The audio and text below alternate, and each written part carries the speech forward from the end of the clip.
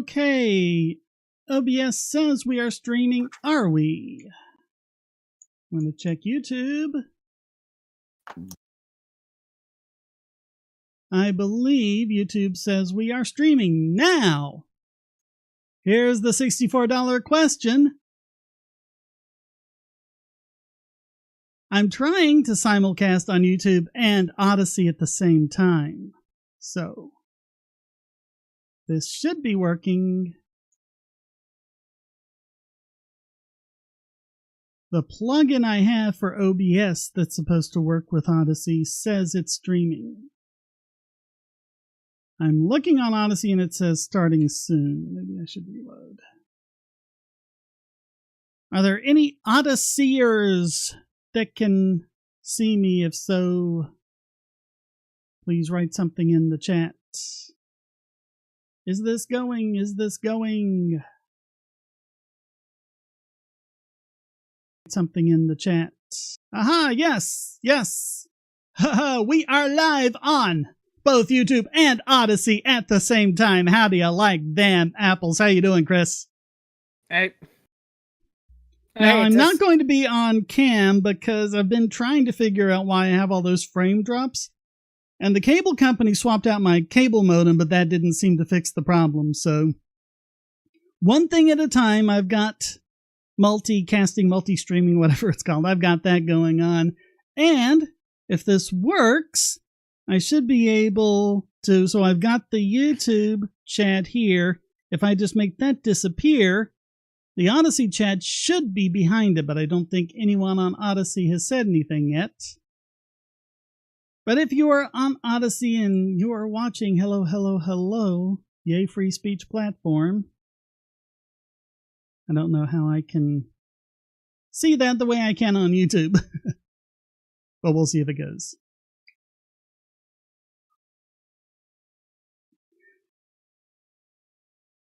Alright, yes, SBC244 on YouTube sees this, so... Yeah, and what we were starting to talk about before we went live, and I just decided I'd go live and talk about it, we're talking about different reports from people in Ukraine, and I did hear one interesting thing that's got me thinking. Because all of the reports, from all the reporters I've been able to find that are actually in the Donbass and the other disputed regions, everywhere they look around, they see people who are overwhelmingly Russian. Well, apparently, so goes the claim, that's the case. You always have that urban-rural divide. And apparently the way, from what they're saying, the way that manifests in this area is that the Russian people are basically concentrated in the cities. In the rural areas where you have a lot of farmers, those are mostly Ukrainian. And they also had very low participation in the elections. So, if that's the case, they may not be as majority Russian as the reports we've been getting, but that just means we need to get reporters out there to the rural areas and see what they're saying. But I mean, I can definitely see that with Crimea, because let's be honest here, right from the get-go, the only reason Russia wants Crimea is because of Sevastopol. Yeah, they want the trade route. Yeah, because if you look at Crimea as a whole, it's mostly rural farmland. It's mostly rural farmland. Just that's it, you know. And I've actually heard some person say this. There's no doubt in my mind that if one of the proposals was Ukraine will get Crimea, but Sevastopol will be a Russian enclave, there's no doubt in my mind Putin would say, "Oh, sure, go ahead. Yeah, you can have Crimea then." Well, that sounds like something to talk about in Istanbul, if they'll go to talk in Istanbul. Or wherever. I mean, it doesn't have to be Istanbul, but that's the, Turkey's like, hey, we're here, And what would be the problem with having the peace talks in Turkey? I mean, if anything, I would think that being an EU member state, it would be Putin who would be reluctant to, talk to Turkey because he's not on best terms with the EU. But, the Russian diplomats have been there and been ready to talk. It's the Ukraine and US and NATO that won't. Well, to be fair, it's an old it's an old political trick, because, I do read a lot about military history. A common treaty for a nation, to not look like they're the aggressor in a conflict is they offer a peace deal, like you said, and they offer, like certain peace deals, and many of the deals often will make sense and they're fair and firm, but then they add something completely ridiculous in there to the other nation. The other nation says no, we're not going to agree that. And in my personal opinion, I don't necessarily think it was, the secession of Donbass they rejected to. It was the fact that one of Putin's demands in the peace treaty was you have to demilitarize and denazify, which, let's be real here. When you think about it in newspeak, it's basically saying you guys have to disassemble your military and you have to install politicians we like. But how do they even know if that's the case if they won't go to Istanbul and hear the proposals? Well, they did go earlier. That's what you've got to ask yourself, because they've never. Ukraine did very early on. They had made noises that they might be open to working out a deal for some of that to happen, and then NATO put a stop to it and like, no, don't even go there. That was NATO that pulled out of that. That had nothing to do with anything Russia was offering. No, I heard they attended peace talks and it didn't fail. I think it was only like a further peace talk that they weren't even there like a week. I mean, peace talks are generally go on for the duration, and when they break down, it's considered a failure by both sides, and their first priority is to get back to the peace table and get talking again. That's the standard thing in any war. I mean, and it may be that one side's being dishonest and sneaky and underhanded. Well, the solution is to go there and see what they're proposing and see why that is. And if they are being sneaky and underhanded, then you got this proposal that you can wave to the rest of the world, hey, look at what they're doing. Well, I mean, like I said, I go to what Laserpig pointed out. Laserpig, that YouTuber I told you really should watch his videos.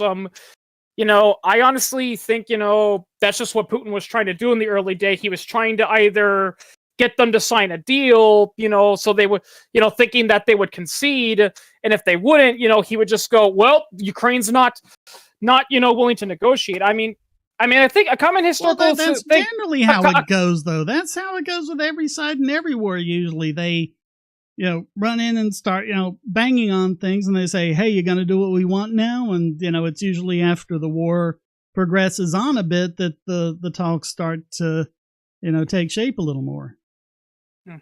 That's how it typically goes. I mean, I'm just trying to look at things from Ukraine's point of view, because... the reason why, because I've talked to people that have been talking to like the Ukrainian soldiers on the ground, and the reason they're doing this is because from their point of view, they're trying to protect their identity, so that's why it's not as simple as, a lot of people are saying it is. Well, I mean, you just have to, especially when you look at how Putin does things, it's completely the opposite of what NATO, like in Iraq, when they went in, it was just not even consider peace, just push in, all the way to Baghdad, get Saddam Hussein, kill Saddam. Okay, now you're going to do what we want. Whereas with Putin, it's like smash him and then say, okay, you ready to talk? And if not, smash him a little harder. Okay, you ready to talk? Smash him a little harder. Okay, you ready to talk? And so, I still stand by it that from what I'm reading, it's not working. Well, it's not working. I mean, one side's not showing up. Well, it can't work if one side doesn't show up. If one side, when they are vocal, this isn't even like a conspiracy theory. They are vocal about not even wanting to talk to him. In fact, they're acting like talking to Putin is like treason or something like that. I mean, and as the video I have uploading tomorrow says, the parallels to the Cuban Missile Crisis are unmistakable, because that's what they were telling Kennedy. No, you can't back down. And Kennedy was like, wait a minute, we can't go to nuclear war over this. Get me Khrushchev on the phone. I want a phone line direct to Khrushchev. Let's talk. And that worked, and Khrushchev was not exactly the easiest guy to talk to and the most reasonable guy to negotiate with, but it still worked.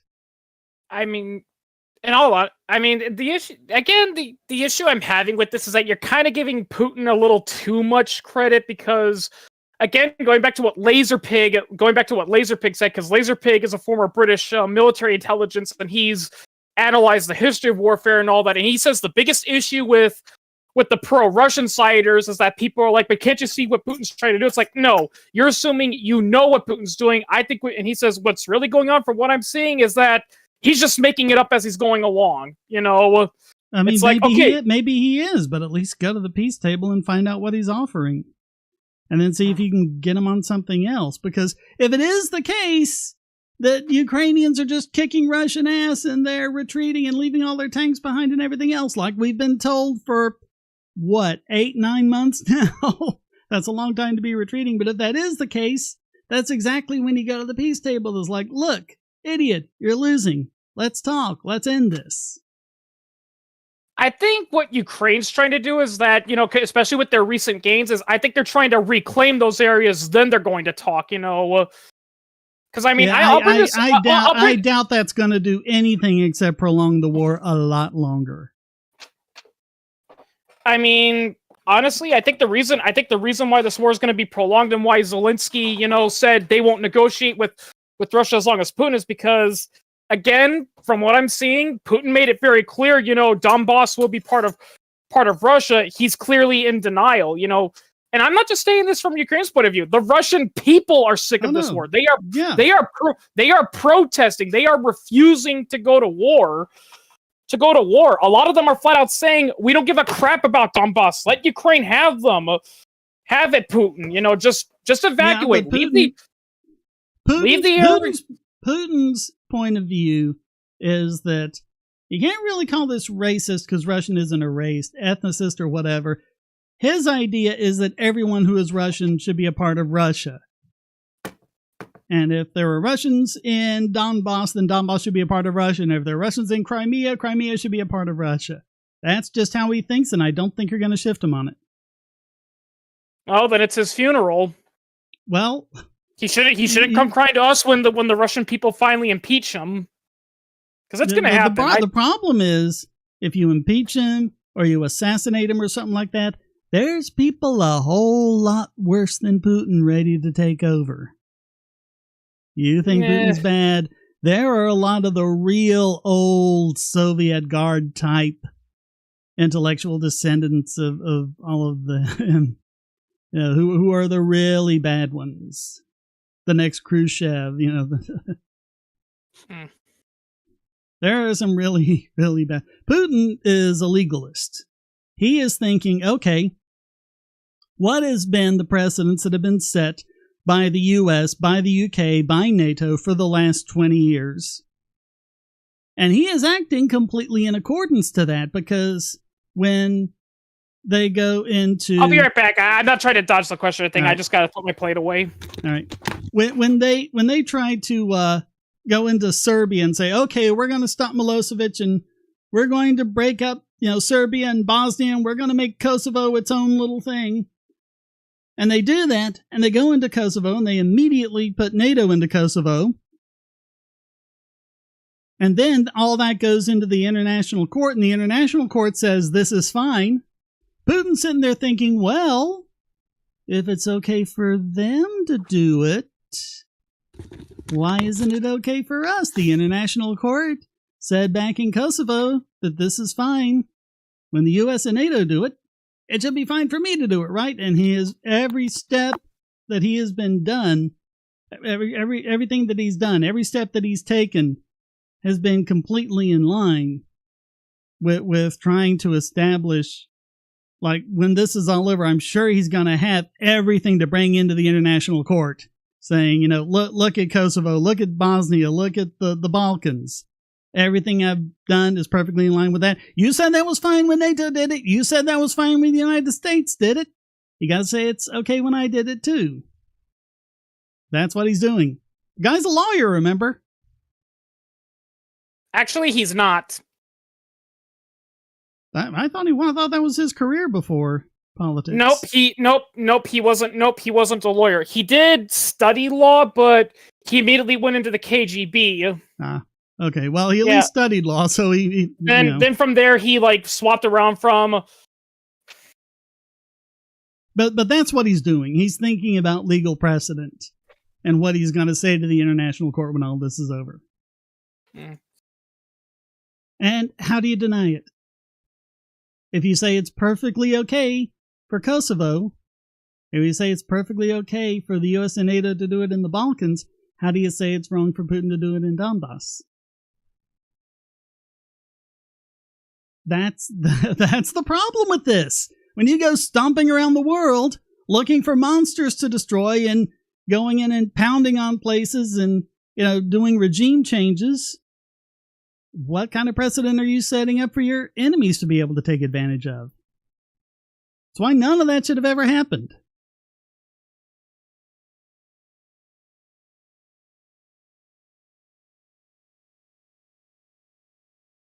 And I'm really, just looking up Kosovo right now. But I mean, if you think about it, in a way, it's kind of a win-win situation for Putin, because if all that happens and they take him into court, if the international court sides with him, then he says, yep, they sided with me, I did right. If they side against him, then he would just be able to say, well, you see, the international court is just biased to the West, because, yeah, like you said, it's true, there are a lot of Russians who are more and more against the war, but there's also a growing number of Russians who hate the West and hate NATO for everything they're doing and everything that they're saying about Russians and the Russian people and what they're talking about doing to Russia as a result of this. They're not winning hearts and minds over in Russia either.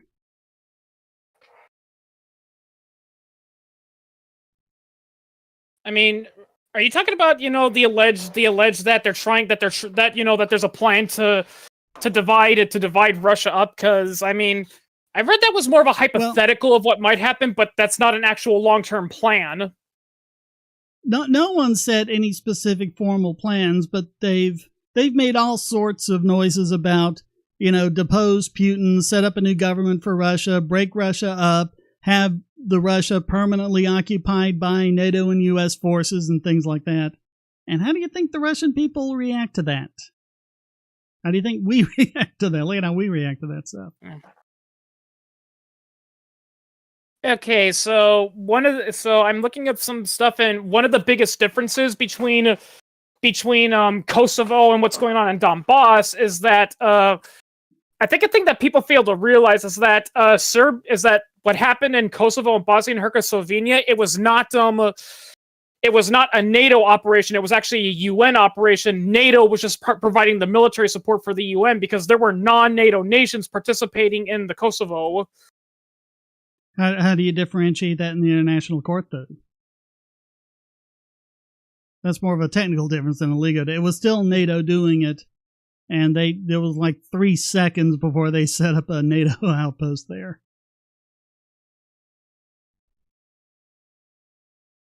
Just look up Balkans precedent, I think is what they actually call it. That's what I think Putin's going to hang his hat on, the Balkans precedent.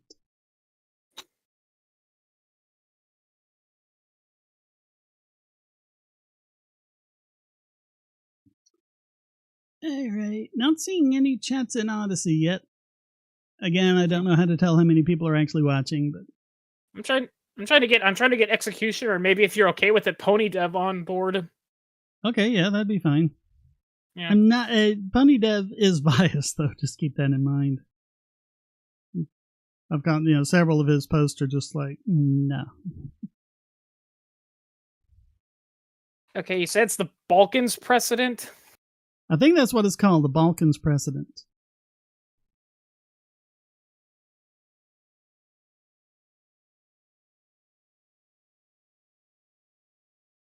Because every time I type that in, all it says is Slobodan Milosevic, who's the Balkans president. Slobodan Milosevic. Yeah, it keeps thinking I'm trying to ask what's the president of the Balkans, which the Balkans doesn't have a president because it's not a nation. Yeah. No, but I remember that, Milosevic was the next Hitler, and he was going to take over all of Europe, and, he was going to, try to get nukes and launch them at the U.S. and all that crap. He did order the military to commit ethnic cleansing, though. He did horrible things. He did horrible things, no doubt about it, but geez, it's not the way to deal with it.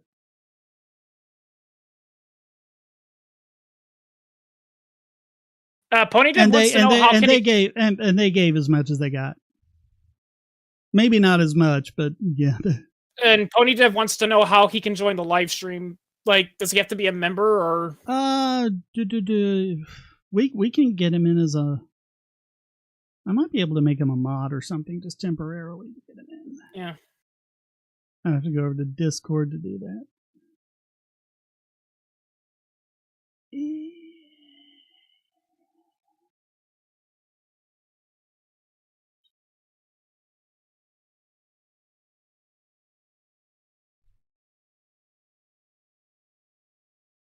I'm also trying to get Executioner, but he's not responding. Let's see, what can I do? Maybe I'll just give him the supporters role temporarily. That should do it.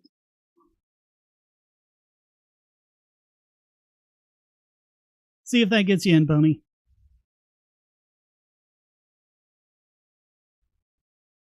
Yeah.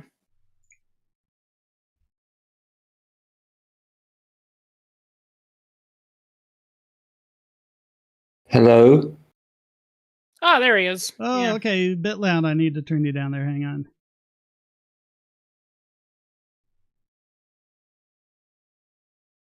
I also have to kick someone. Hang on. Uh-oh, what's going on? I'm fine. What about you? All right. Yeah, there's basically this guy started attacking me on Twitter. 0 followers, 0 following, and his only tweets are attack on me, and now he just got in the chat and I kicked him. So. Okay. How you doing, Bunny? I'm fine. I'm just feeding my cat and feeling great. Yeah. So yeah, we're talking about the Ukraine war, and since you're Russian living in Ukraine, we figured we'd get your opinion of this whole conflict.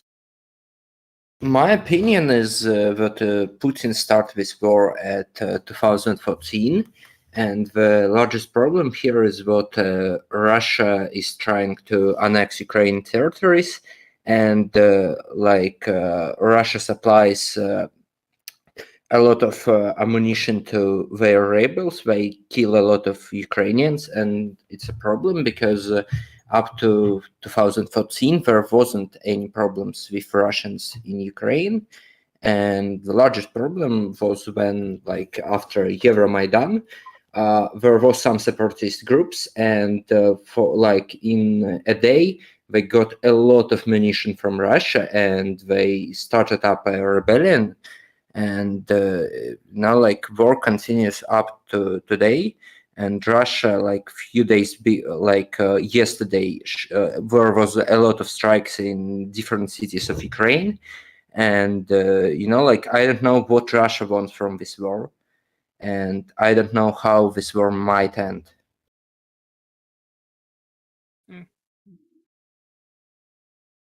I see.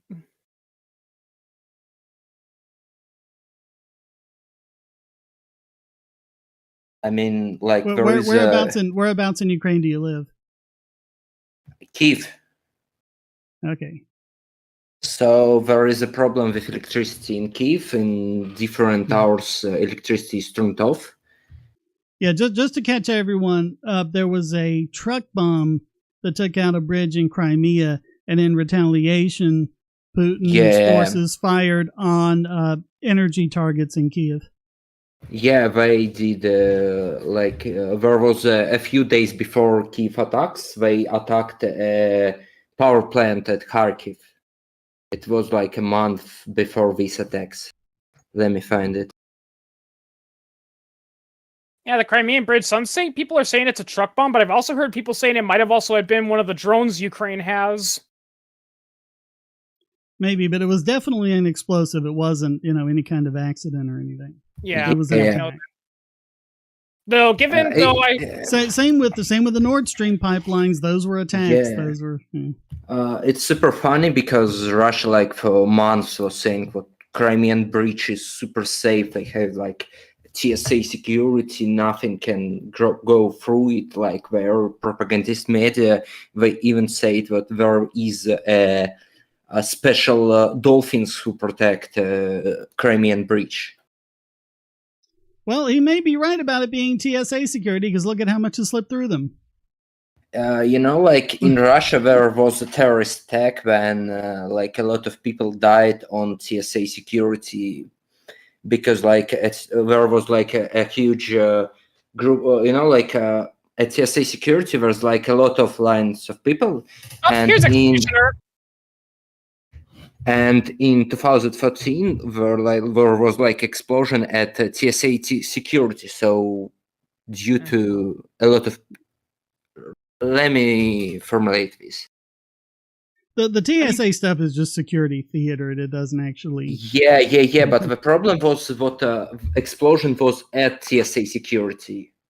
Like there was a lot of people at TSA security in Russian railway station, and just terrorists attacked TSA security.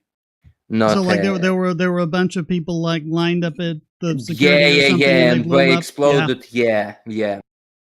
A lot of people said something like that was going to happen sooner or later. There is like actually another story from Russian city. In there was like a fire in shopping mall at Zimnya Vishnya. And according to Russian laws, you need to have a TSA check on every entering in shopping malls. So, like owners of a shopping mall, they closed all exits except one, so they could save money on TSA checks, subs. And there, like when fire happens, a lot of people died because like all exits was closed, only one was open. Like security theater kills people. Yep. Yeah. Like literally.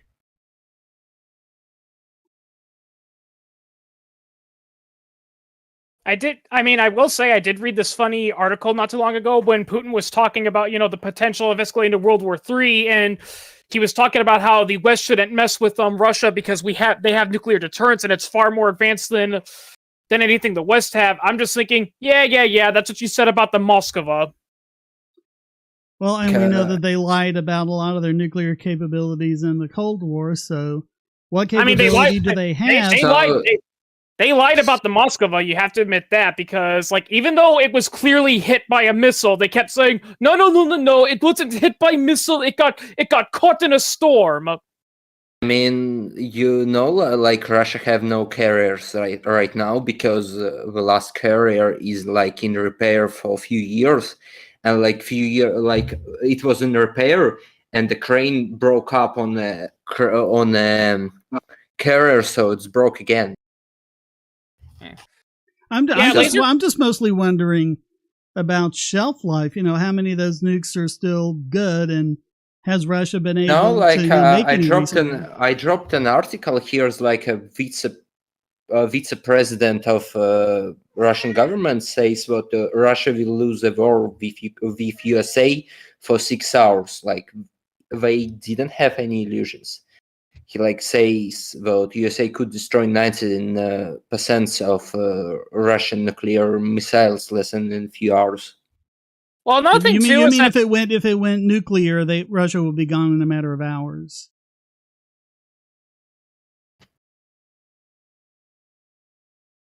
Is that what you're talking about? If it went nuclear? Not non-nuclear strikes, like B-2 bombers could drop regular strategic strikes. Then okay, so just strategic strikes they think could take out Russia. Yeah, I mean another thing too that people are ignoring is that like. I don't know how true it is, but I have heard this from people within Russia, like some defecting soldiers that worked for the Russian Strategic Command said that Russia still has functioning nukes, but the majority of the ones that are functioning and could work are mostly tactical, and they're designed for bunker busting work. So So they're not going to be like this big, mushroom cloud apocalypse like a lot of people said. Those missiles are probably not even working anymore.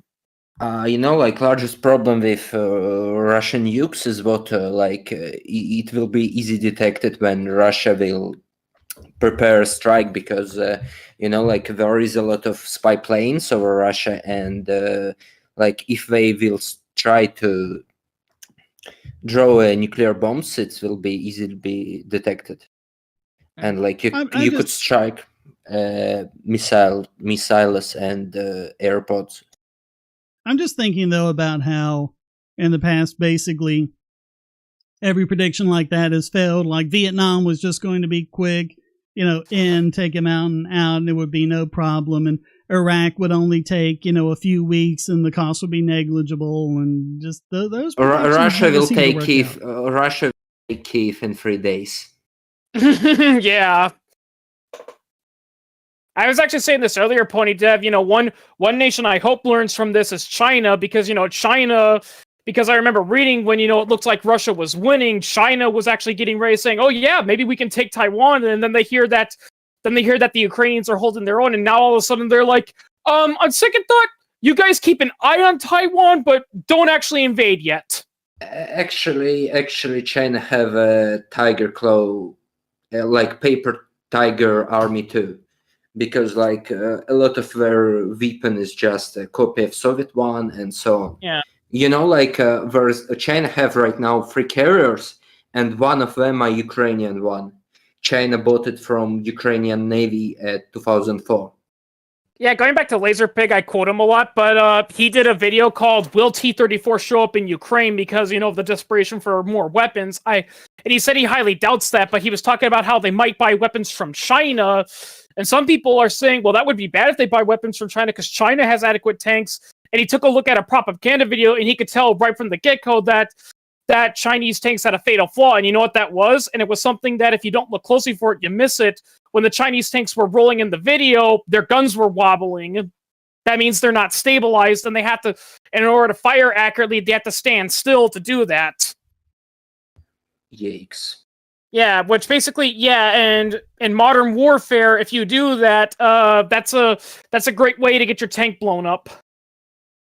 Well, one problem the Chinese military had, and this is on China Uncensored, was that a lot of their equipment, their population is changing at such a rate where people are getting more and more, but let's say it has to do with the obesity hunger paradox, where people are getting more fat and their equipment was designed for very small people. Yep. And people of very small stature. So people are literally outgrowing the tanks that they had designed, and they can't even fit them in the tanks and vehicles anymore. I remember, Laserpig brought this up. That was actually an issue that's happening with Russia when they're trying to give, they're trying to reactivate some of their older tanks to give to their reserves so they can send the T-72s and T-90s, to the Donbass area. And one issue they're having is that these were older tanks, built in the 1970s back under the Soviet Union. And because the Soviets didn't have access to much food as people do now, they weren't as big and they didn't weigh as much, and they're having difficulty because a lot of these people that now live, in post-Cold War Russia, they're fatter and they have more food, so they can't fit in the damn tanks. By the way, do you know what Portyanka is? Per what? Yeah, it's Portyanka. So up to 2 or 3 years before, Russian army have a super weird thing for human socks. Let me drop a photo.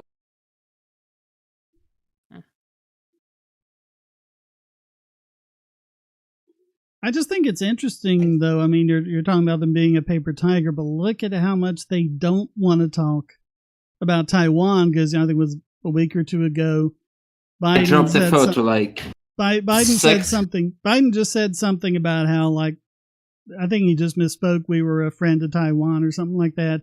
And then, Jean-Pierre and everyone else was immediately coming out doing damage control. No, we support China. We support China.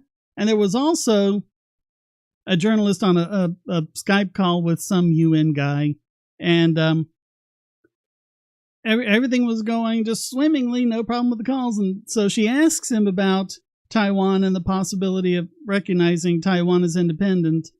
And he just kind of stopped for a second and was like, I didn't hear your question. She's like, well, I can repeat it. He's like, no, let's just go on with another question. And she said, well, I'd really like your opinion on Taiwan being independent. And then he cut the call. So yeah, no one wants to talk about that. Yeah. I mean, Taiwan. That's the biggest problem about Taiwan is because from what I've heard, like the people of Taiwan and even the Taiwanese government itself, they're all for being an independent nation, whether they call themselves Taiwan or Republic of China. Because a lot of people fail to realize Taiwan's official name is the Republic of China. But, actually, Taiwanese have a problem. Like Biden starts to move like chip production into USA. And a lot of Taiwanese have a worry that maybe USA is trying to move chip production from Taiwan to USA, and after it, leave Taiwan alone. I mean, the issue with Taiwan is because the people want to the people there, they want to be their independent nation. I mean, there's many within the Taiwanese government that would love China to be retaken over by the Kuomintang again, but that's not going to happen. But the problem is that the rest of the UN, it's the same reason why Hollywood censors bows to the Chinese government is because they want that Chinese cheap moolah. And we're banned in China. Yep. I mean, hell, there was a sports game. It was like a football manager, aka soccer, for those that live in the US. And it got banned in China. Why? Because one of the teams on board was Taiwanese. And China's like, nope, Taiwan does not exist. Taiwan belongs to China. They just don't know it yet. No, that's the official position of basically the UN and everyone. Yep, no, Taiwan's part of China. We're not going against China on that. They're a part of it, but they make good microchips, so we're not going to enforce it. I do not at all approve of what Trump was doing with the trade war and everything about China, but maybe he had a little bit of a point in there somewhere. It's like where we're all too worried about China and what they'd be able to do, economically if they shut off trade or whatever. Yeah, I mean, I've heard from a lot of people that have said that, China, in a way, China kind of has a similar, issue that happens with modern day Russia under Putin is that they talk a big game, but when you actually think about it, they don't have much to bite with, Yeah. Well, they've got economically because they have a lot of the U.S. debt is in Chinese hands, and of course there's all the products that we get from China. Yeah. And if they cut that off,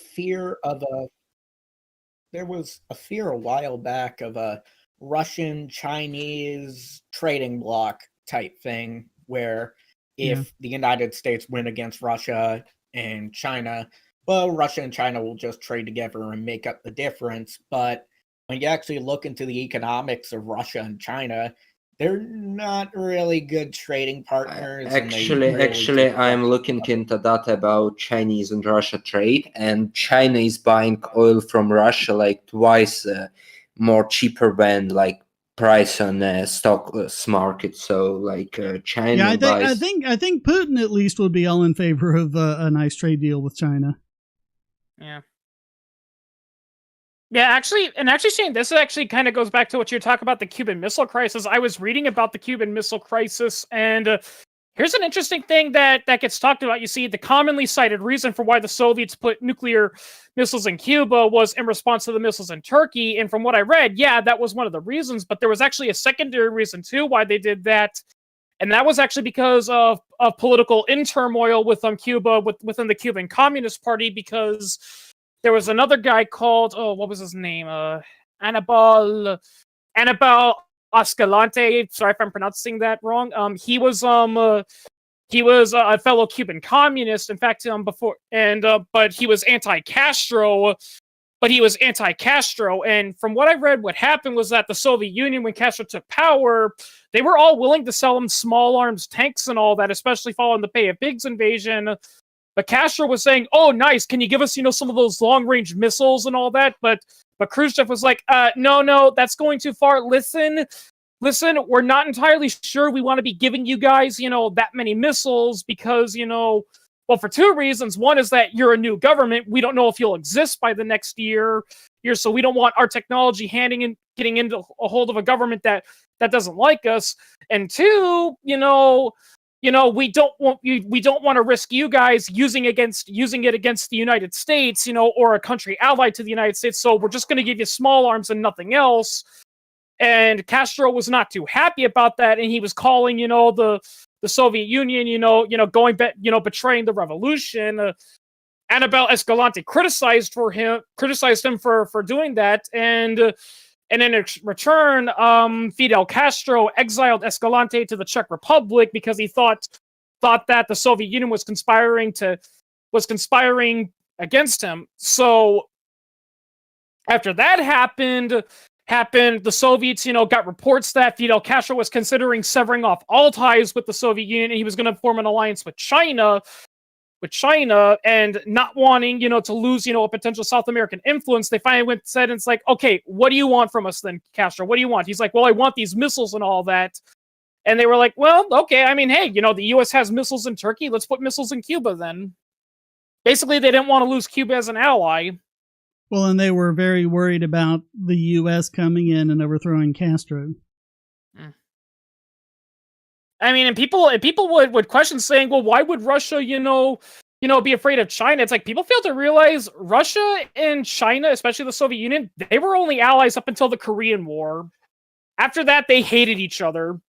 Like Russia tries to colonize China back at Russian Empire time.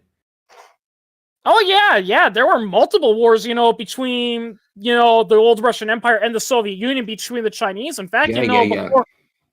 In fact, if I recall correctly, before World War II, China got into a war. Chiang Kai-Shek, he got into a war with with Stalin over a strip of land on the Chinese-Russian border.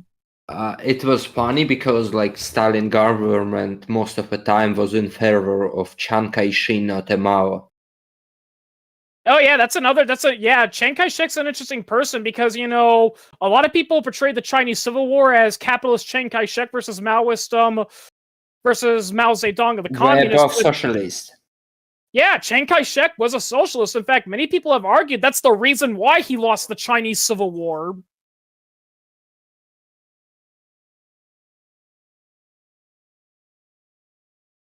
I mean, hell, if I recall correctly, when he fled to exile to Taiwan, Taiwan was a piss poor nation because he was a diehard socialist, and he implemented that. And it wasn't until after he died that they started reforming their economy and politics that Taiwan actually became a good place. Well, they heavily relied on foreign aid from the United States. Chiang Kai-shek have a son. And his son has a wife, and his wife was a Russian. And Chiang Kai-shek, and his son, lived a few years in Russia. And, under Stalin rule, he was in prison, but just because he was a Chiang Kai-shek son, Stalin pardons him and sends back to China. Yeah. I mean, the 4 is actually a good game to play if you're interested in history. What game? Hearts of Iron 4 is a game where it takes place between 1936 and 1945, and you can select between China, Soviet Union, all those things, and you have different focus trees where you can go down the historical route, or you can go down the wild card route and, I don't know, bring back the German Empire, overthrow Hitler or whatever. Yeah. But all the events are very interesting because it kind of stays close to history, but you have the choice to either go with history or say, I don't know, I want to be the Holy Roman Empire.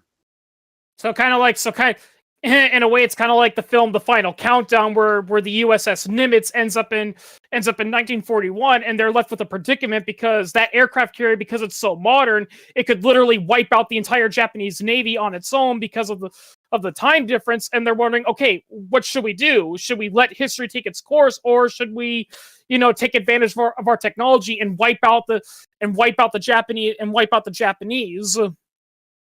Thus preventing thus preventing the U.S. entry into World War II. Well, what's not really mentioned a lot is the United States won World War II against Japan very much because things early in the war, a lot of strategy was uncertain, where people thought of aircraft carriers. People thought initially, okay, battleships are still going to be a staple, a capital ship.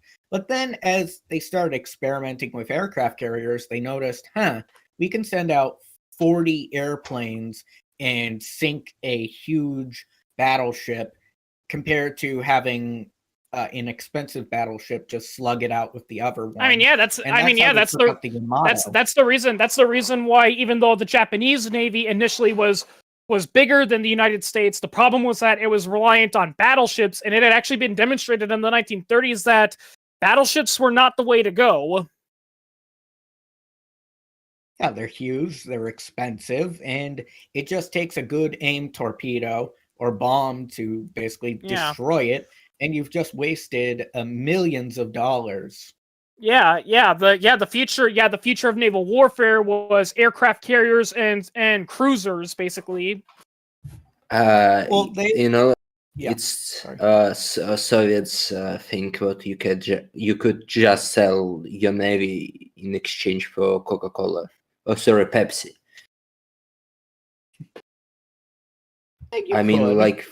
There was a story when Soviet Union make a deal with Pepsi, and Pepsi got a lot of not carriers, but destroyers from Soviet Union in exchange for Pepsi factory in USSR. I think it was negotiated, but I don't think the deal went. It went through, it went through. Really? Yep. Weird.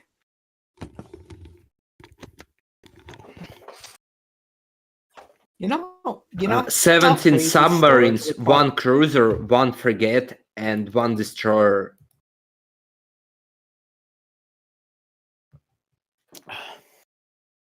It's crazy how storage requirements have changed for things. There's a game I'm trying to download, and it is 100 gigabytes. And I can remember games being 8 gigabytes back then. What are they doing that it's 100 gigabytes? Do you have any idea how many hours of video that is?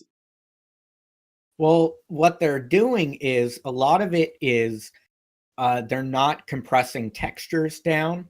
They're not actually optimizing the space, but a lot of the newer technology out there, a lot of things are focused on newer textures and 4K resolution, but they could easily just compress the textures down to something that looks good, but isn't going to be 100 gigabytes. Call of Duty Warzone is 148 gigabytes for one game. That's like movie level quality or something. Well, even then, it doesn't even look that great. It's not. If they're just not being as efficient with the textures as they could be, and they're not reducing their poly count. But I can't imagine all that stuff is going to make much of a visual difference. Yeah, and SBC wants to know, why did China and the USSR hate each other? It's something I read a long time ago. I'll have to relook it again. I think it had largely to do with disagreements over how the Korean War was handled. It was also ideological because China the Soviets were actually pretty scared of China because they had a meeting with China, and basically China was going to pursue nuclear weapons, and Soviet Union at first was like, okay, we'll help you out, yada, yada, yada. But they talked to Mao, and Mao literally said, yeah, nuclear weapons are going to be great because we have like 1 billion people. And even if we get nuked once, we'll still have 500 million. And the Soviets were like, okay, maybe we shouldn't give you nukes. Mao was too radical for Soviet Union. Yeah. After Stalin died. Not to mention, now granted, this is from Wikipedia, but it also says that another contributing factor was when Nikita Khrushchev took power, he still wanted Russia to be communist, but he agreed that Stalinization was a terrible idea, so he tried to de-Stalinize the country, and Mao Zedong, who was a big fan of Stalin, disagreed with that, and he called them, and he dismissed them as traitors, basically. But actually, a lot of prisoners was freer from Gulag's jails by not Nikita Khrushchev, but Beria, because like after Stalin died, Beria starts to free people from Gulag.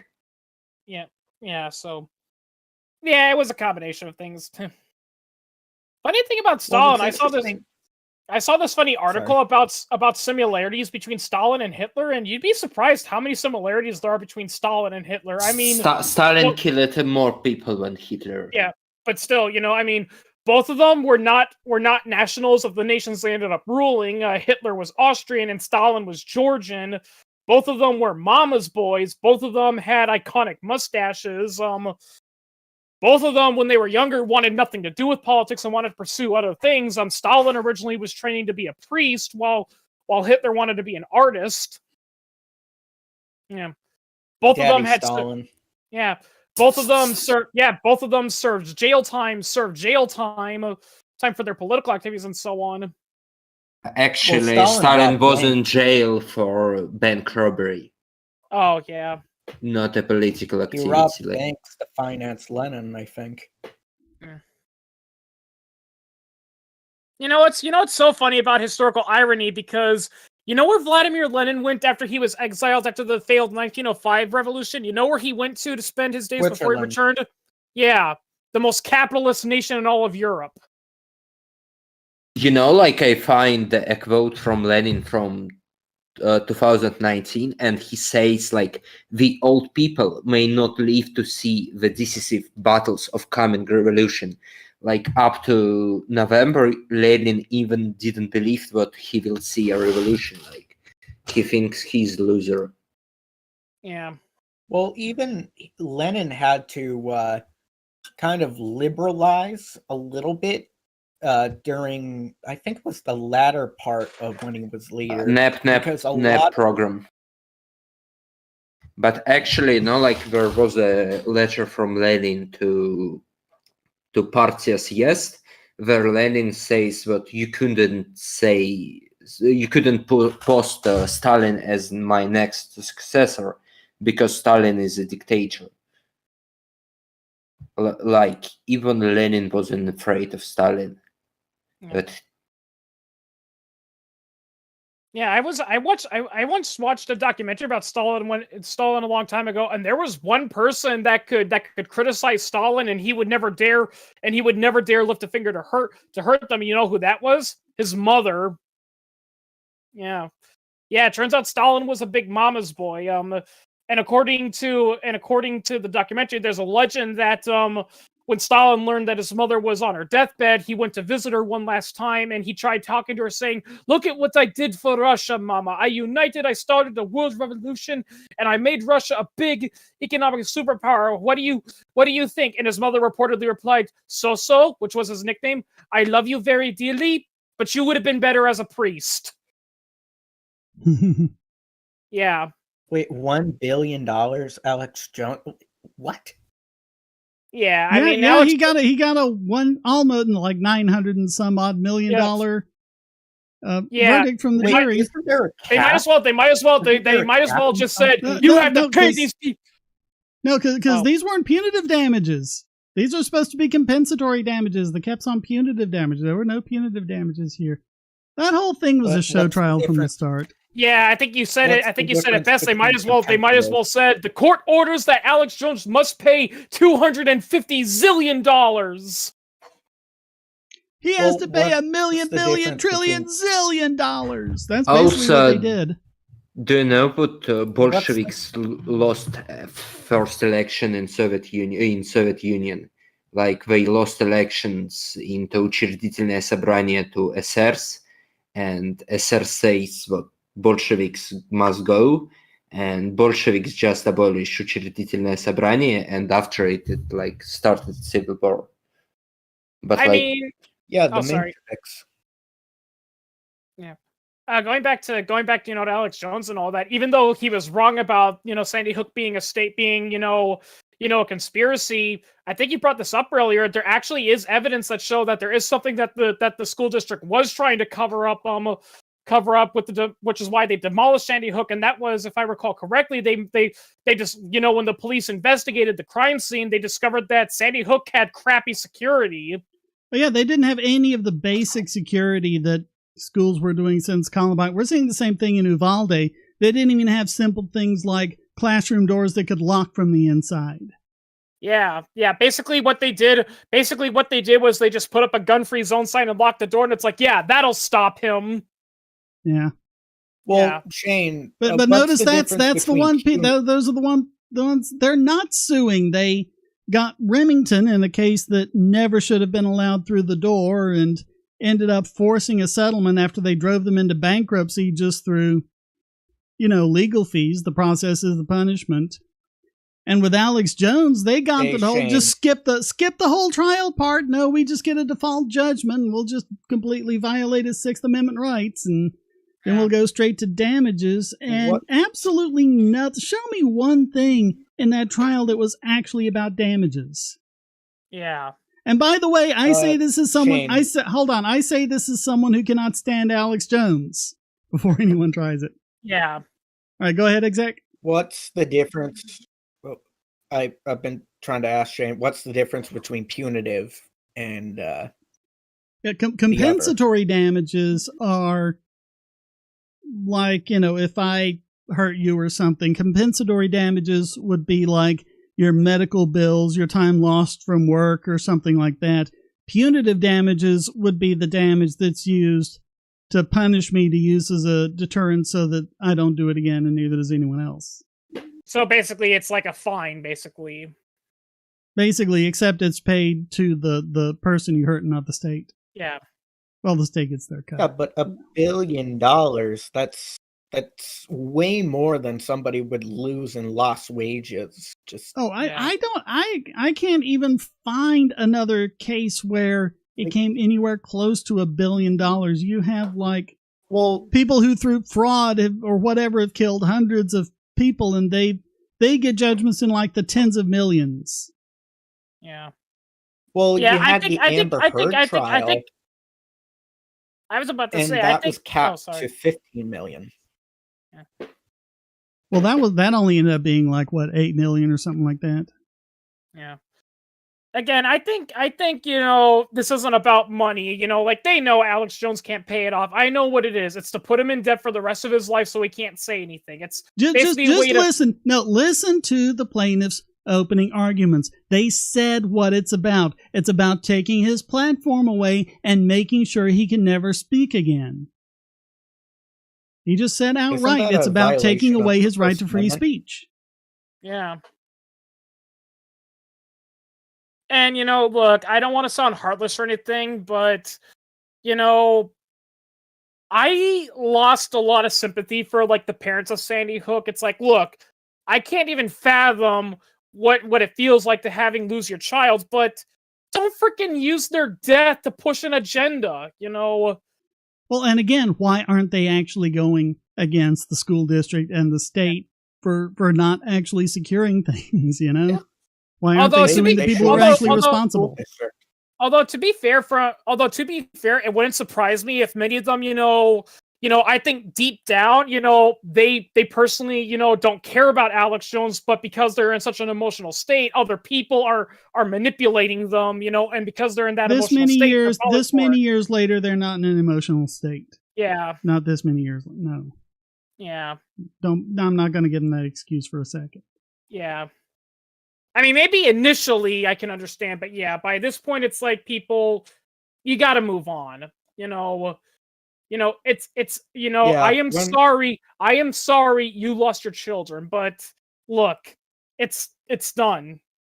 Nothing's just gonna look at what a circus that trial was, because when they called Alex Jones, the plaintiff called Alex Jones on direct and just gets away, and the other guy is just objecting right, left, and center, and the judge completely has no control over this courtroom, and just all sorts of annex, and just look at the stream of that and just see what a comical joke it is. And then at the end of that, the plaintiff said they were done and they were going to the cross the next day, and the cross, just so you're not confused, would be of Alex Jones's own defense counsel questioning him. She says, now for tomorrow's questioning, I'm not going to put up with any of this antics. I'm going to have a zero tolerance policy for this kind of stuff. It's like, oh, you're going to have a zero tolerance policy when it's Alex Jones's attorney, but you let the plaintiff's attorney just run rampant. Yeah. Yeah. That's why they didn't cross him. That's why they didn't call him up. There was no point. This is going to be appealed. They've got appealable issues all over the place. This is why, and this is a very controversial opinion. This is a very controversial opinion I have. I mean, I don't know if it'll fix everything, but I think this probably is a step in the right direction. Like, so many people are saying, how do we stop frivolous lawsuit? My personal opinion, it should just be, nope, you can't file lawsuits, no tort. Courts are strictly for criminal or contract disputes. Everything else, hire a mediator, whatever, it's your own issue.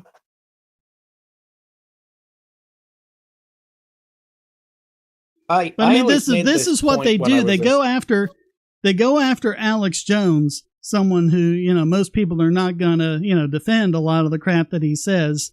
But that's what they do. They go after that person first to get in the precedent of doing that stuff, of being able to just do the default judgment and skip right over, because they didn't have to prove damages. They went straight to arguing the amount. They got to skip over that part. And if people are going to be, well, it's Alex Jones, he deserves what he got. Yeah, but what about the next guy they do that to? And what if it happens to you? That's the thing. People never seem to realize it's never about what's going on now. It's what about the guy next to it. That's why I don't care how nice and friendly your politician may be, even if he is generally a good person. If you give him all that power, he's not going to be in power forever. What about the next guy? Yeah. What about the next guy? Ironically, some people were actually ironically, so many people were actually pointing that out, with when Donald Trump became president. Like so many people were like, why is Trump doing this? Who gave the president the power to do that? It's like, you guys gave the president that power when Obama was in charge. What'd you think was going to happen? Yep. Yeah. And the Republicans were the same way. It's like, why is Obama going around and doing all this stuff overseas and doing this stuff here at home and doing all this crazy stuff for the economy? Well, because you let George W. Bush have the power to do that. Mm. And the Republicans let George W. Bush do the stuff that he did because the Democrats let Bill Clinton do it. And on and on and on and on and on. Yep. Yeah.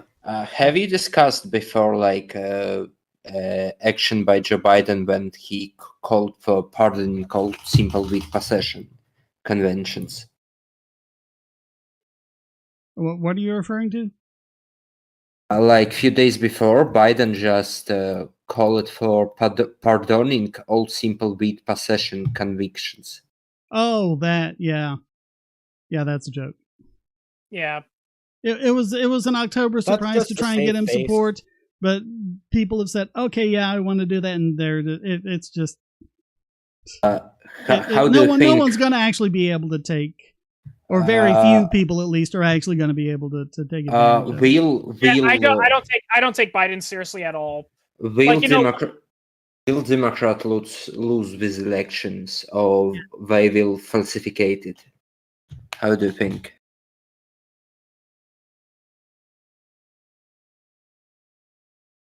How do we think what? will Democrats will lose these midterm elections, or they will try to falsificate it like they did at 2020? At the rate things are going, I don't really know if the Democrats are going to be able to pull it out. They're trying to get that whole Trump Mar-a-Lago raid thing. They have been desperate to kind of rush that through and try and get it in so they can indict him before the election, and I don't think they're going to be able to do that. I mean, Ukraine isn't going well, so they've stopped talking about that. The Ukraine is going good, but like there is a problem. I look into Biden's he announced a few days before huge support for Ukraine, and I opened the file, and actually there's only a small fraction of it going to Ukraine, but most part of it is actually going into US as COVID-19 relief or something. Yeah. Oh yeah. He's misappropriated. That's why it's not going well. People are seeing him misappropriated everywhere. Most of the money for the Ukraine for the military stuff is just going to the military industrial complex. The Ukraine didn't get tanks from USA. Ukraine asks for fighter jets, and USA doesn't give to Ukraine fighter jets, and so on. Yeah, I mean, and people are just looking at Biden's Ukraine policy and so they stop talking about that. So every time they try to get something to hey, and ride into the election, it's just not sticking for them.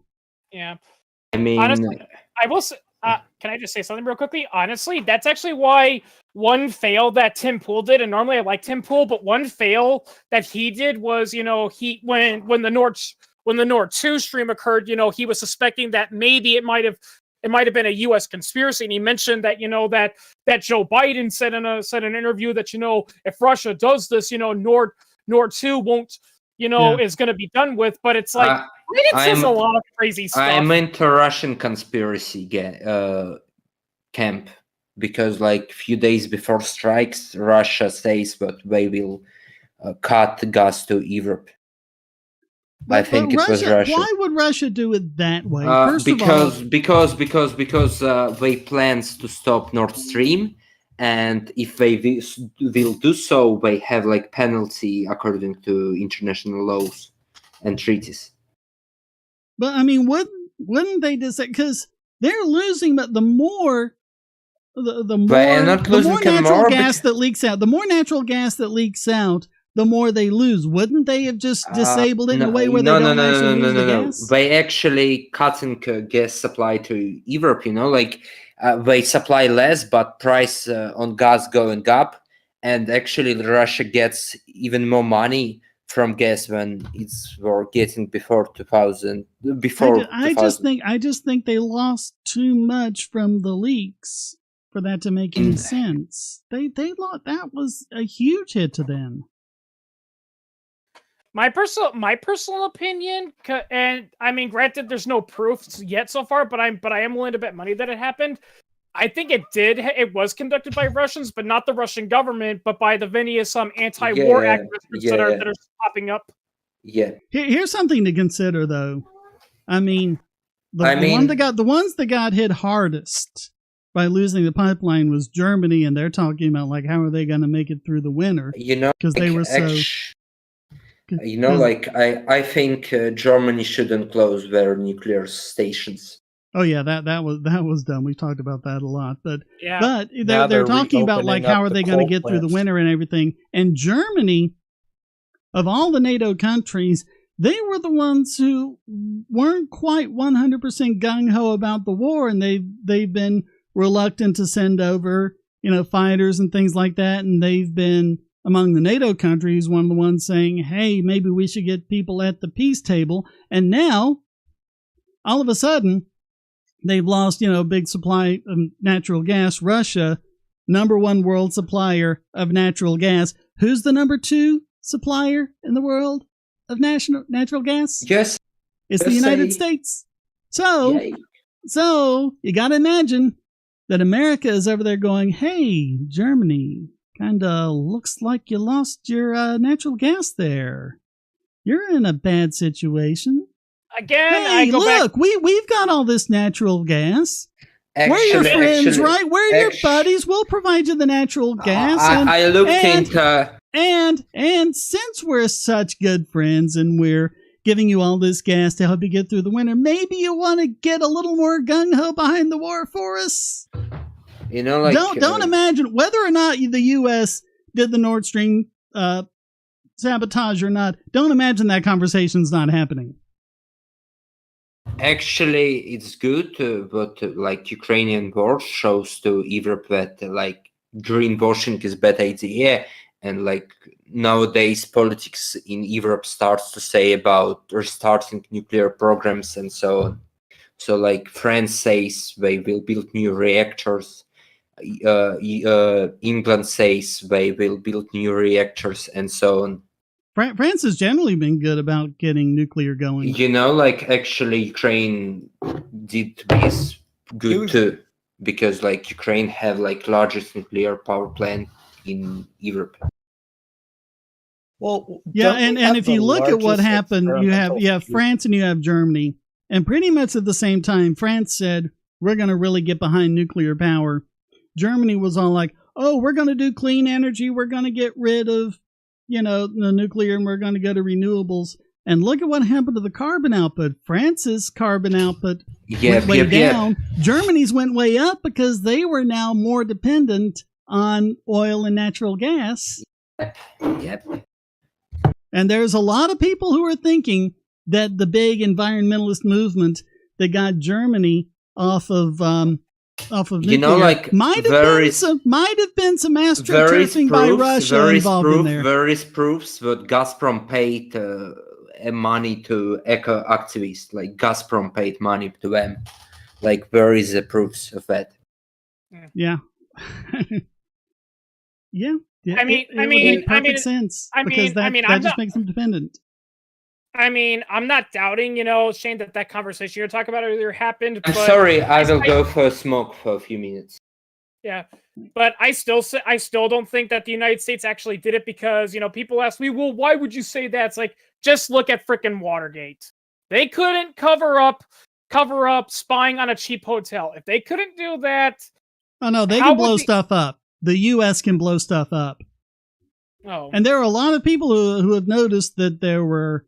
things like Black Hawk helicopters, which would have had the munitions to do it. The U.S. has a lot of subs in that area. Why would Russia go all the way to the other end of the pipeline to do it instead of, even if they didn't want to do it at the Russian end, to make it too obvious, why wouldn't they just do somewhere in the middle? Why would they go into waters that are heavily, patrolled by the U.S. to do the sabotage?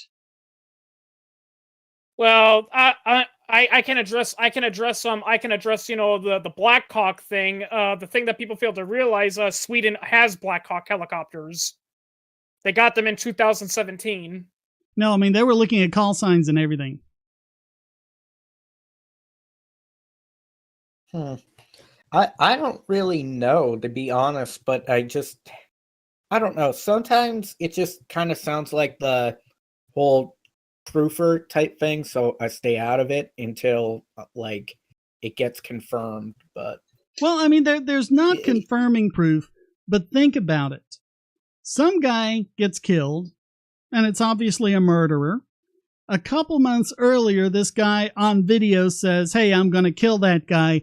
Who's your prime suspect? If Putin attacks, Nord Stream 2 is going away. And the reporter asks, well, what do you mean by that? And he just kind of gives this sly smile. It's like, we'll make it go away. Everyone kind of figured what he was talking about. They just kind of ignored it because, Do you know what clip that was by any chance? It was from earlier in the year. I think it might have been from before the invasion or either shortly after.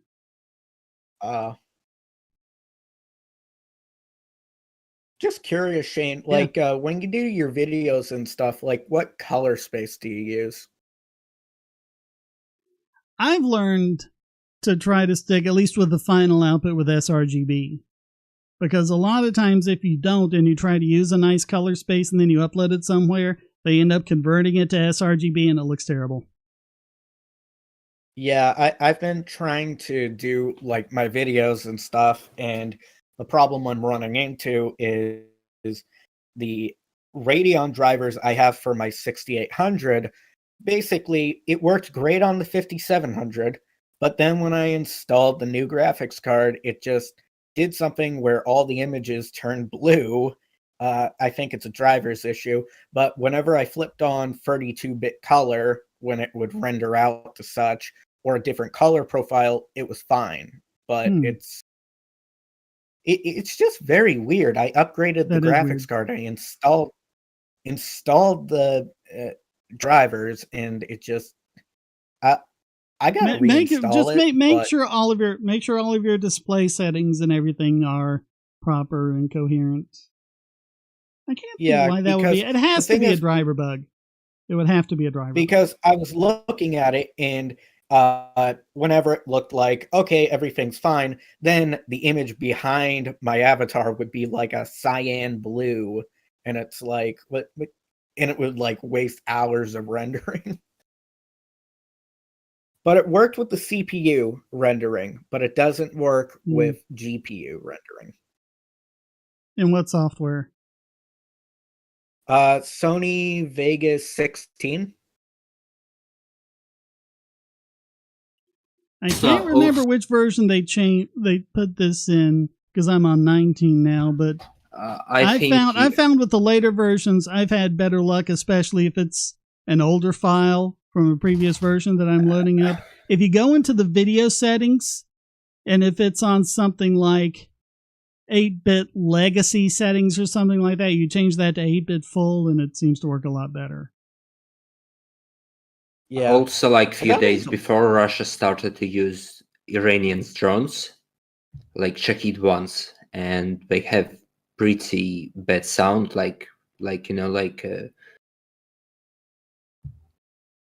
I just don't get why they would go all the way to the other end of the pipeline in an area heavily patrolled by the U.S. to do it. Why wouldn't they do it like somewhere in the middle or something? I think it's because they think they could, promise to start Nord Stream 2 in exchange for ending sanctions.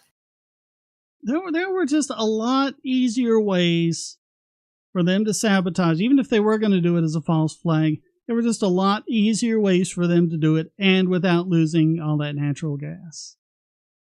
That's what really makes me doubt it was Russia. Well, I know who it was. I know who it was because I watch a lot of South Park, and it's always the crab people. I thought it was Man Bear Pig. No. Well, they did crab people. Before Man Bear Pig, it was crab people. Crab people. Crab people. That show's so brilliant, but fun fact, according to Matt Stone and Trey Parker, the reason they came up with crab people was because when they made the episode South Park is Gay, they had all these cool ideas, but then they ran into a problem. Okay, how are we going to end this episode? Crabs are actually commies. My friend have a crabs in his aquarium, and they groups into collectives.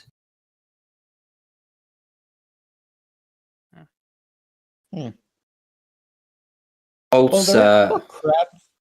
They're blue crabs, I believe. What do you think about mobilization in Russia?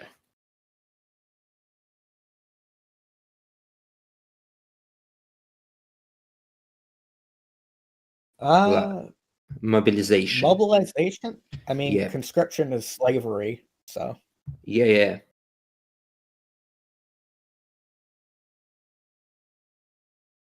I mean, are you talking about mobilization of troops or what?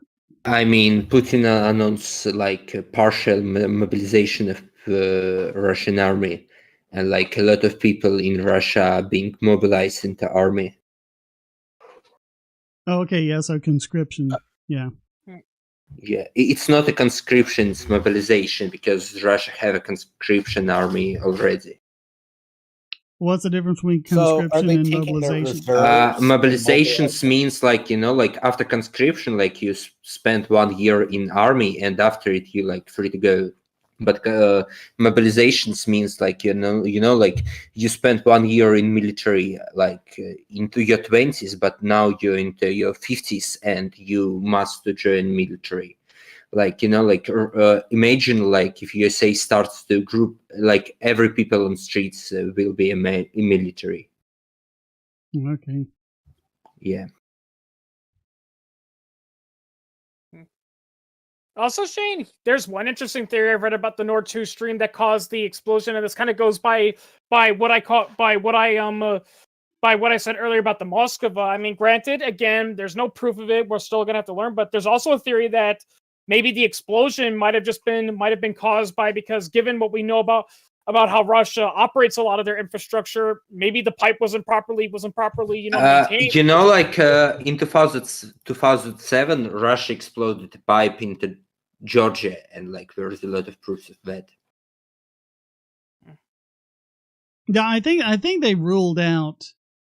I think they ruled out the disastrous, and especially since it happened to both pipelines. Maybe. Pretty much everyone who's looked at it is convinced it was sabotage. We will never know the truth.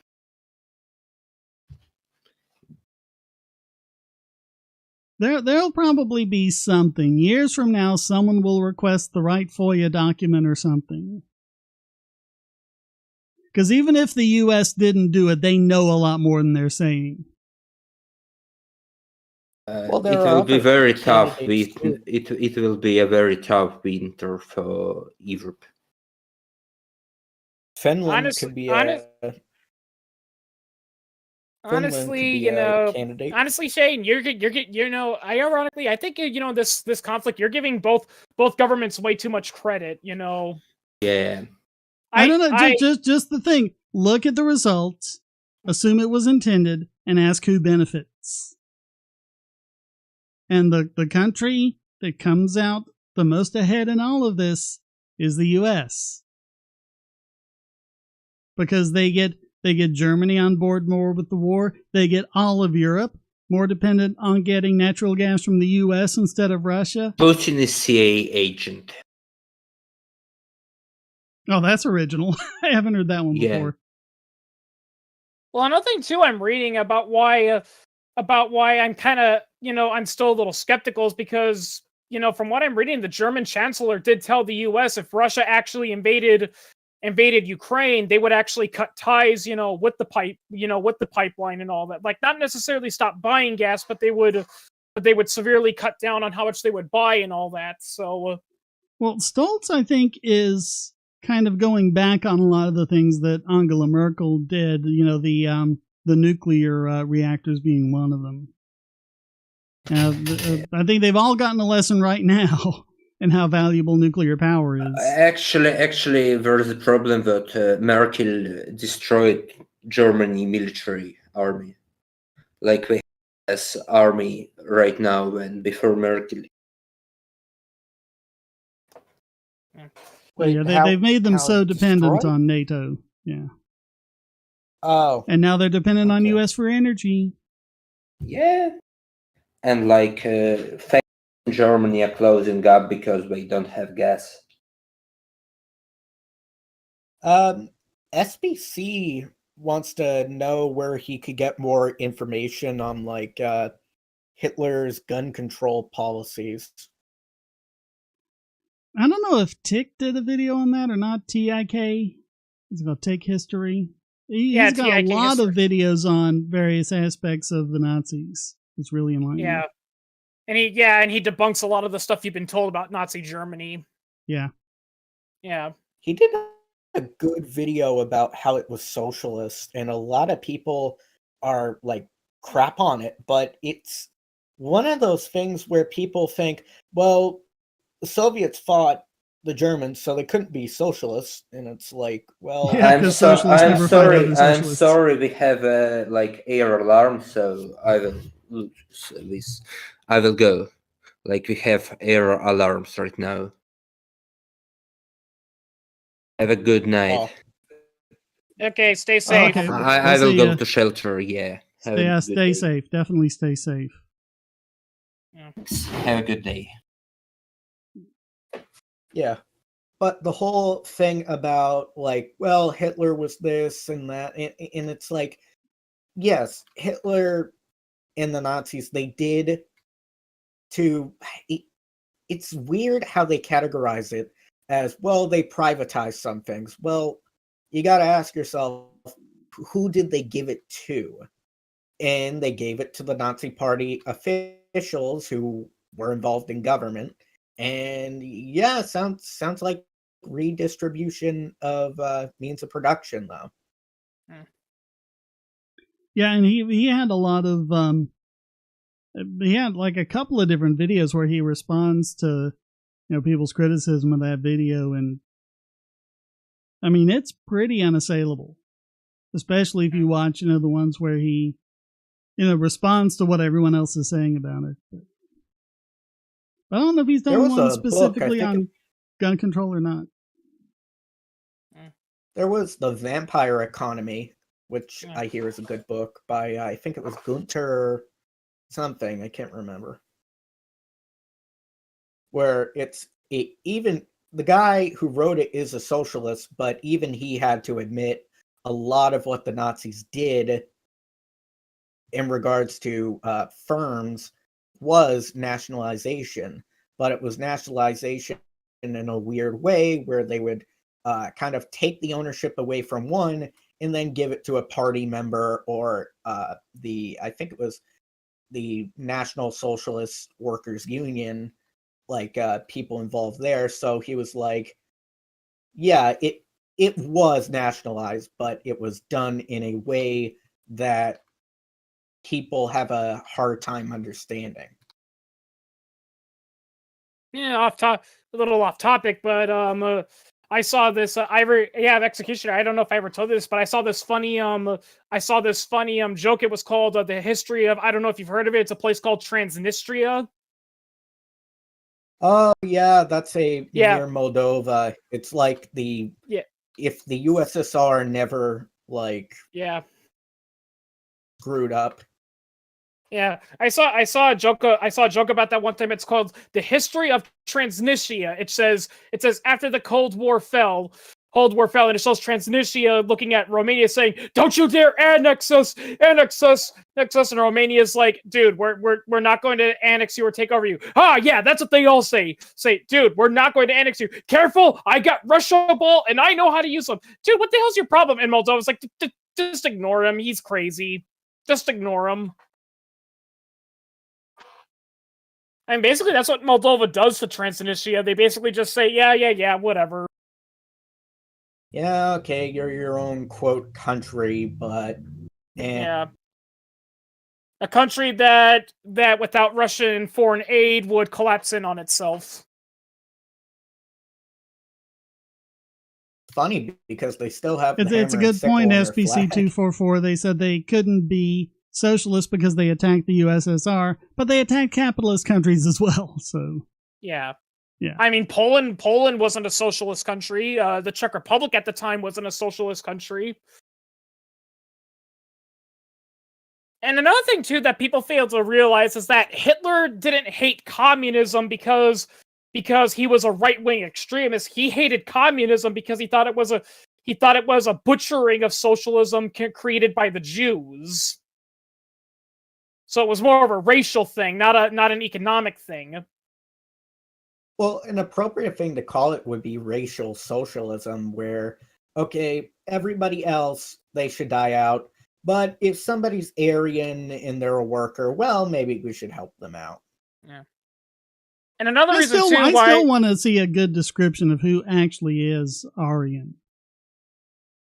Because that never made any sense to me. TIK History kind of did a video about that where people when he was debunking some myths about Nazi Germany, he says one of the biggest myths about, the Nazis is that they were white supremacists. They were actually Aryan supremacists. And people are like, well, what exactly are Aryans?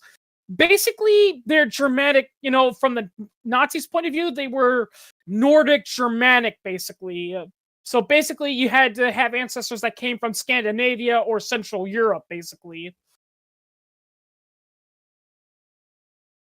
Ironically, the Aryans were far from Nordic. Yeah. Yeah, the original that's Aryans. That's what has me so confused about it. If I recall correctly, like because like there was an actual historical race called the Aryans, but they weren't in Central Europe. If I recall correctly, they were in like Turkey or something. Yeah, that area. Well, a lot of it was just made up mythology by this one guy. I can't remember his name, but he came up with a lot of what the Nazis would read. And basically, what the Nazis would read is a lot of eugenicist work, and the eugenicists were influenced by this one guy who was writing about the Aryans and all that stuff. And a lot of it was just mysticism and fiction, but he was trying to say, no, this is totally real, guys.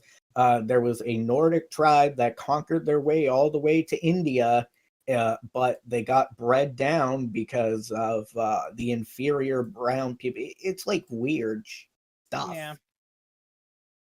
Well, and another reason why Germany sounds like bad fiction. Yeah. A lot of it sounds like a another bad thing that ripoff of Tolkien.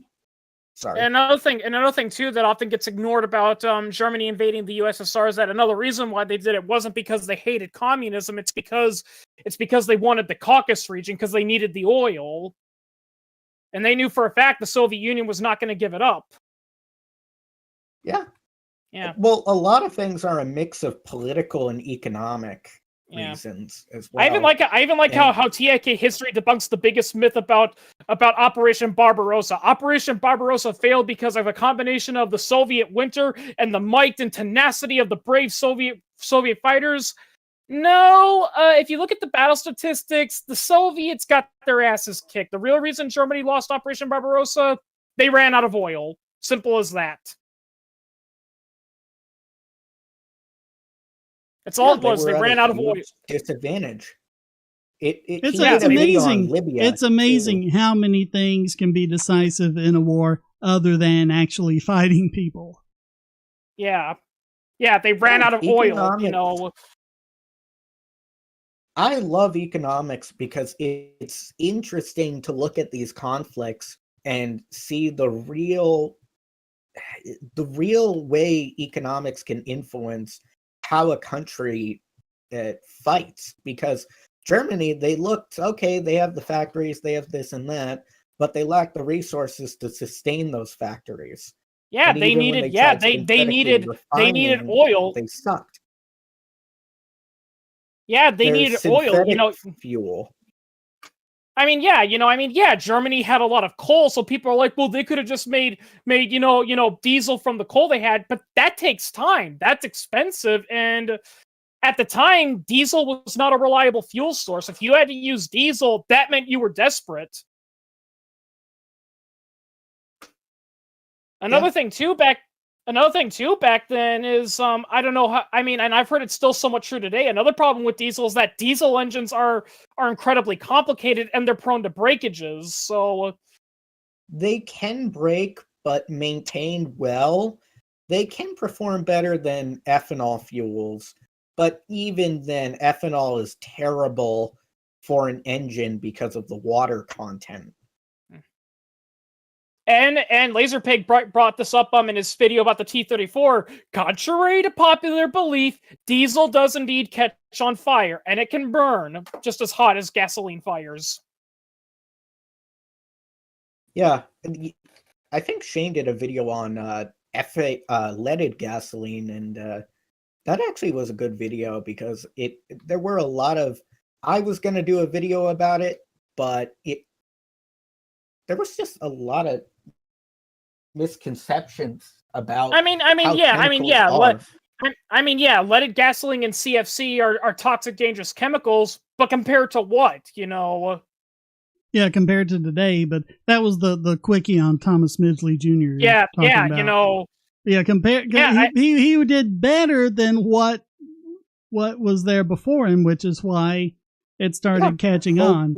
And they're trying to make him out to be the man who destroyed the world and everything else. Well, what if he hadn't come along and we were still using all of those, really, really toxic, chemicals for all of those things. Also, a lot of YouTubers like to mock Thomas Midgley Jr. because he was killed by one of his own inventions, which was a which was a system of pulleys because he had back issues later in life, partially because of his exposure to lead, and he was accidentally strangled by them. And I brought this up in the video. It's like, first of all, that's a mean thing to do. And second of all, just because someone is killed by their own invention doesn't mean they're stupid. I mean, look at Otto Lichtenthal. He was killed by his own invention, but you know what? Without him, we wouldn't have had the stepping stones for modern day airplanes.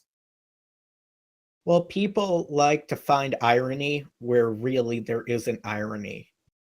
Yeah. Well, and it's also a bit of Schadenfreude because they don't like the guy and they want to laugh at his death. Yeah. And for those of you who don't know, because you want to portray him in a negative light, you use that as an example just to poison the well. Yeah. I was just about to say this. For those of you who don't know, Otto Lichtenthal, he was a German inventor, and he invented one of the first heavier than air gliders, and he proved that you could maintain some level of sustained flight. The reason why it wasn't an airplane though was because it wasn't powered; it was still a glider. And he was killed. And he was killed after he. And he was killed after his glider. After one of his gliders became off balance and he crashed. But he conducted so many flights and wrote down so many books. Many inventors, tried to build on it. And finally, the Wright brothers took all that information and finally, quote unquote, perfected it, which gave us the modern airplane.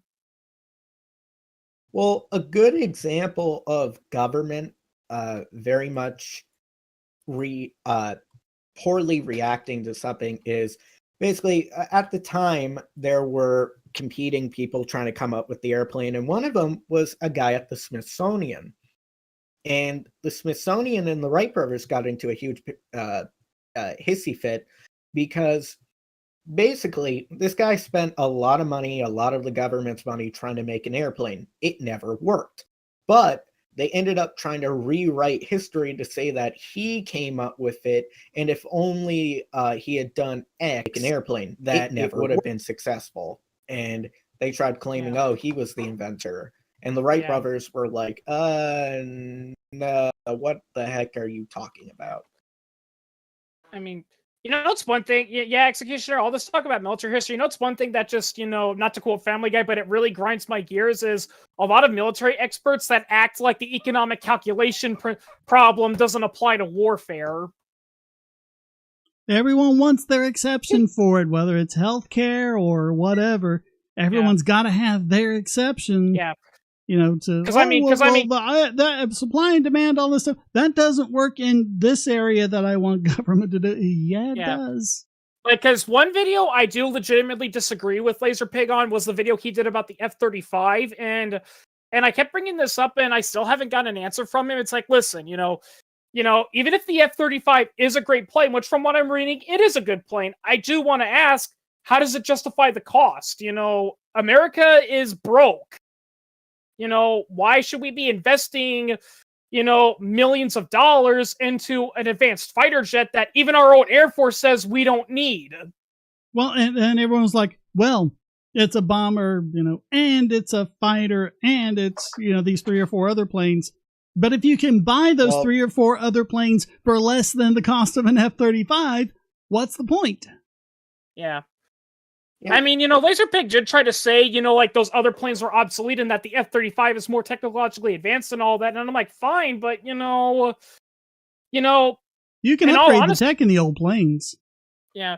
And another thing, too, and here's another thing, too, from what I read, there were other planes in the process that were trying to be like the F-35 that were much cheaper, but the contract still went to Lockheed Martin because, they're BFS with government. They're BFS with the Pentagon.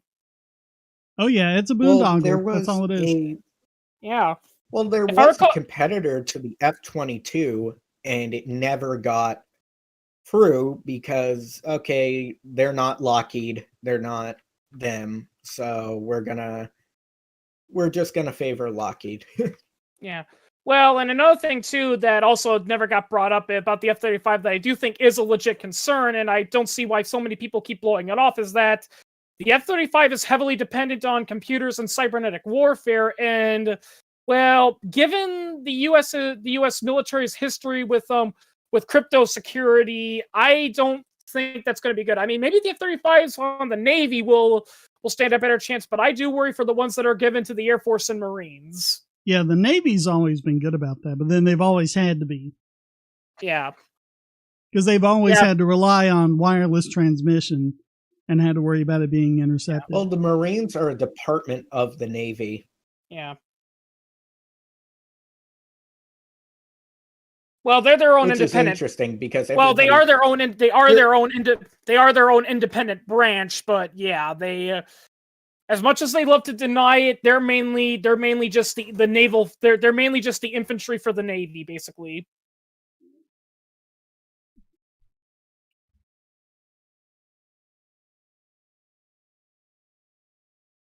I mean, yeah, it's amazing at the complete disconnect in encryption policy between the Navy and basically the rest of the government. Well, except for about like half of the NSA.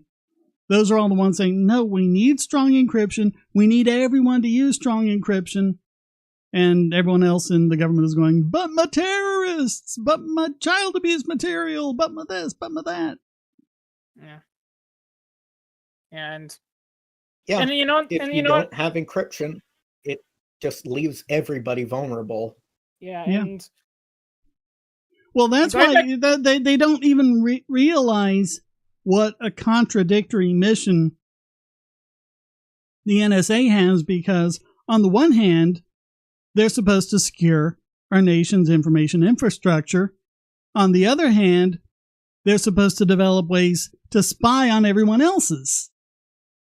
And you can't do both of those at the same time, because you can't there's not math that works just for the United States or anything. Yeah.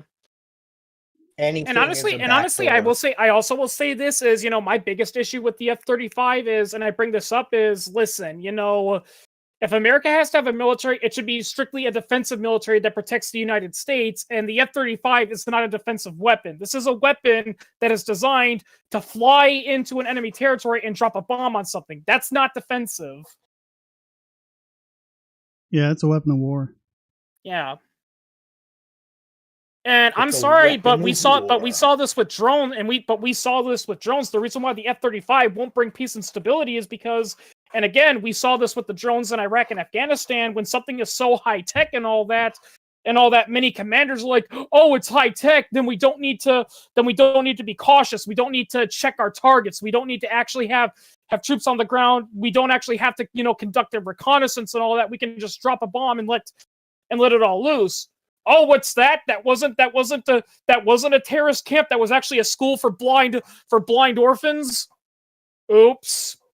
Well, and really, fundamentally, you can't bomb people into submission. And my contention is still that the only reason why dropping the nukes on Japan worked is because they were already shopping around trying to surrender, get a surrender through Russia and everything. If they had tried doing that, if they had developed the nukes in 1942 and dropped them on Japan, that would have pissed off the whole country, and they would have fought the U.S. to the last man.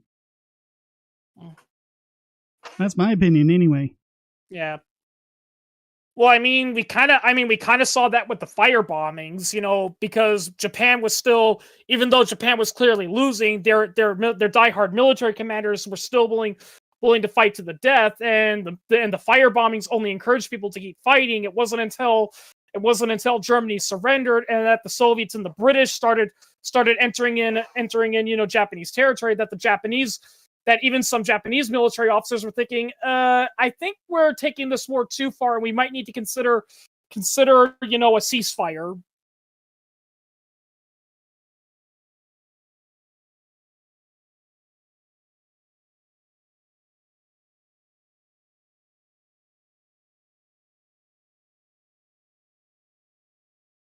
Just like I pointed out earlier, you go around the world doing this kind of stuff, it's going to come back on you. It's not going to get you what you want, or at least what you say you want. Unless what you want is to enrich the military-industrial complex, in which case it works very well. Again, look at the results, assume it was intended. Yeah, actually, I remember reading somewhere another reason why the F-35 was chosen over other competing models was because Lockheed Martin kept bragging, oh yeah, almost every single part of the F-35 is manufactured in 48 of the 50 United States, and if you cancel this project, our competitors, are using, electronics from Taiwan and Mexico. It's like, are you trying to take away American jobs? Yeah, my jobs. Yeah. They took our gerbs.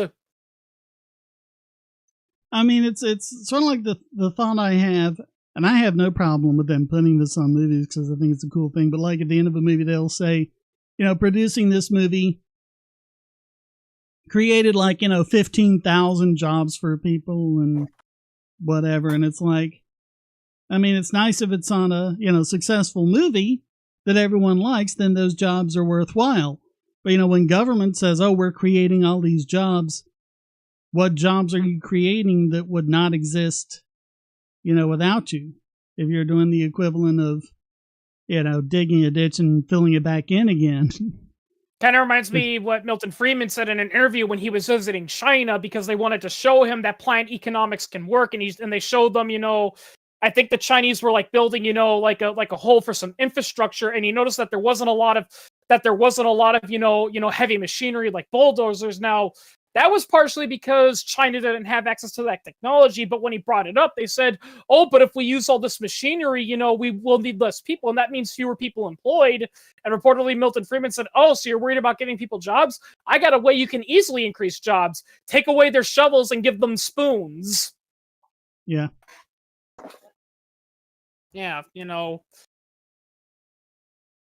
Yeah, it's like, oh, you want to create jobs? I got an idea. Don't hire, the local neighborhood kid, $20 to mow the lawn. Go to the school and offer all the kids $1 to mow your lawn with nail trimmers. Yeah. Think of all the jobs. Your dentist pliers, give them a hammer. Yeah. That's another thing I hate about like those medical conspiracy people that think, doctors have, cures for all these diseases, but they're not letting us have it because if the disease is cured, they'll be out of a job. It's like, no, I mean, look what happened when we found an effective treatment for tuberculosis. Did all the doctors that were treating TB, starve on the street because they didn't have a job? No, they moved on to different medical fields. Or polio, or all the effective treatments that make AIDS a manageable disease. Yeah. Yeah, they just move on to other medical fields. Yeah, there's going to be plenty for doctors and pharmaceutical companies and everyone else to do if you cure, AIDS, cure cancer, cure all that stuff. There's going to be plenty of other things for them to do. Don't worry about that. I even like how one doctor even jokingly said, let's even say we do find a magical panacea that cures all diseases. Here's the thing that a lot of people that say the conspiracy also ignore. Accidents happen. People trip and break bones. You're still gonna need doctors to do that. Yeah, and there's problems with aging, and there's cosmetic surgery, and Yep. Yeah, there's always gonna be a job for doctors.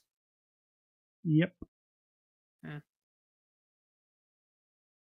Yeah, iPencil, that's a good one. Yeah, it's fascinating. Is my chat not keeping up again? Yeah, it looks like there's a little lag, because I'm watching the live stream muted, and it looks like there's a little bit of lag, but... Yeah, SBC just brought up iPencil by Milton Friedman. Okay, yeah, it was actually Leonard Reed that wrote Economics and one lesson? That was Henry Hazlitt. Economics and one lesson. And Leonard Reed was iPencil. I have unfortunately seen people try to debunk iPencil by saying, well, individual pencils aren't made in all parts, ignoring the fact that it's not necessarily about the individual pencil, it's about the idea of a pencil. It's about how the ability to make a pencil comes upon you, because even if you make a pencil a different way, you still got the problem of where all of those materials come from. Yeah. It actually kind of reminds me about Tim Pool brought this up one time in a video where he was talking about how there was one person that did a social experiment to see it's like, can you really be, 100%, independent and not rely on grocery stores and all that? And he found out that's impossible. In fact, he tried saying it's like, why should I buy a microwave when I can just make one of my own? And he found out that the cost to build his own microwave was more than what he would have purchased, and it didn't work as well. Oh yeah, I think I saw that someone tried to make a microwave from scratch. Yeah. Yeah. I mean, and here's another perfectly good example about how, about why capitalism is good, because if you try to make everything on your own and be self-sufficient, you're in for one hell of a wait, because I mean, even making something as simple as a ham and cheese sandwich would require a lot of work without capitalism, because bread doesn't grow on trees. You got to grow wheat. Then you got to harvest the wheat. Then you got to treat the wheat. Cheese requires cows. Cows need food. Cows need medical care. And same thing with the ham. Pigs need medical care. And what if you need medical care? What if you break your leg? What if you, get a disease? Yeah. That's why, Shane, I laugh at like those vegans that say, it's like, how much food we waste feeding livestock? That food could be used to feed people. It's like, oh yeah, because everyone knows how much humans can survive off of grass and hay. Yeah. Yeah. It's like, and even the ground that it grows in, to make it, because the cultivars that we eat, they're not as hardy. So just to make the ground, capable of growing them would just take so much and make it far more expensive. Yeah, I wanna ask a lot of those vegans. It's like, do you have any idea about how agricultural or animal husbandry works? And no, having a little garden in your backyard is not farming.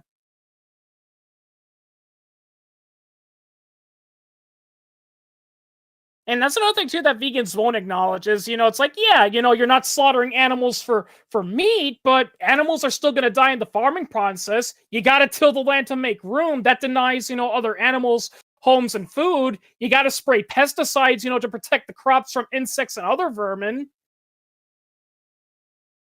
Cows are actually a very efficient, food delivery thing. I mean, if you're going to use that to grow a lot of grain to feed people and then ship the grain out, that's going to be a lot more shipping than just slaughter a cow and ship the cow parts.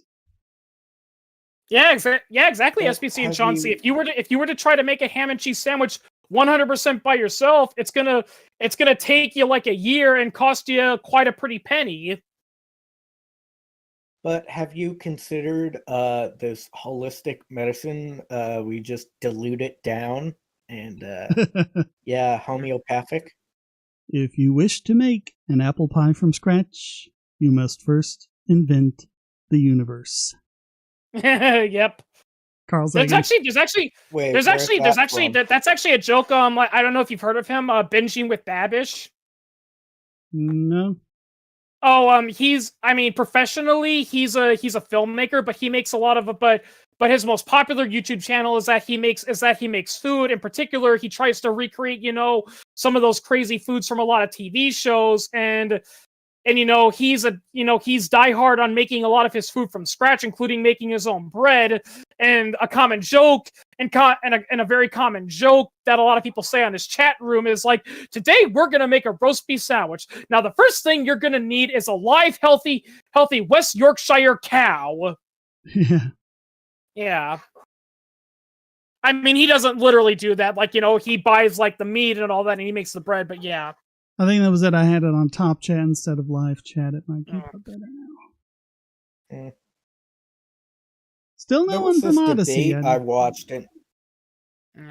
There was this debate I watched, and it was Stefan Kinsella versus Larkin Rose, and it was on Disenfrawl.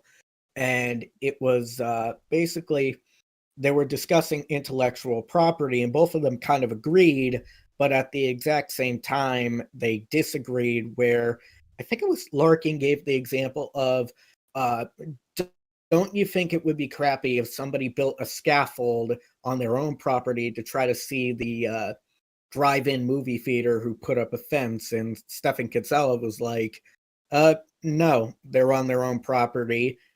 Sure. Is it weird? Yeah. but your failed business model is not my problem.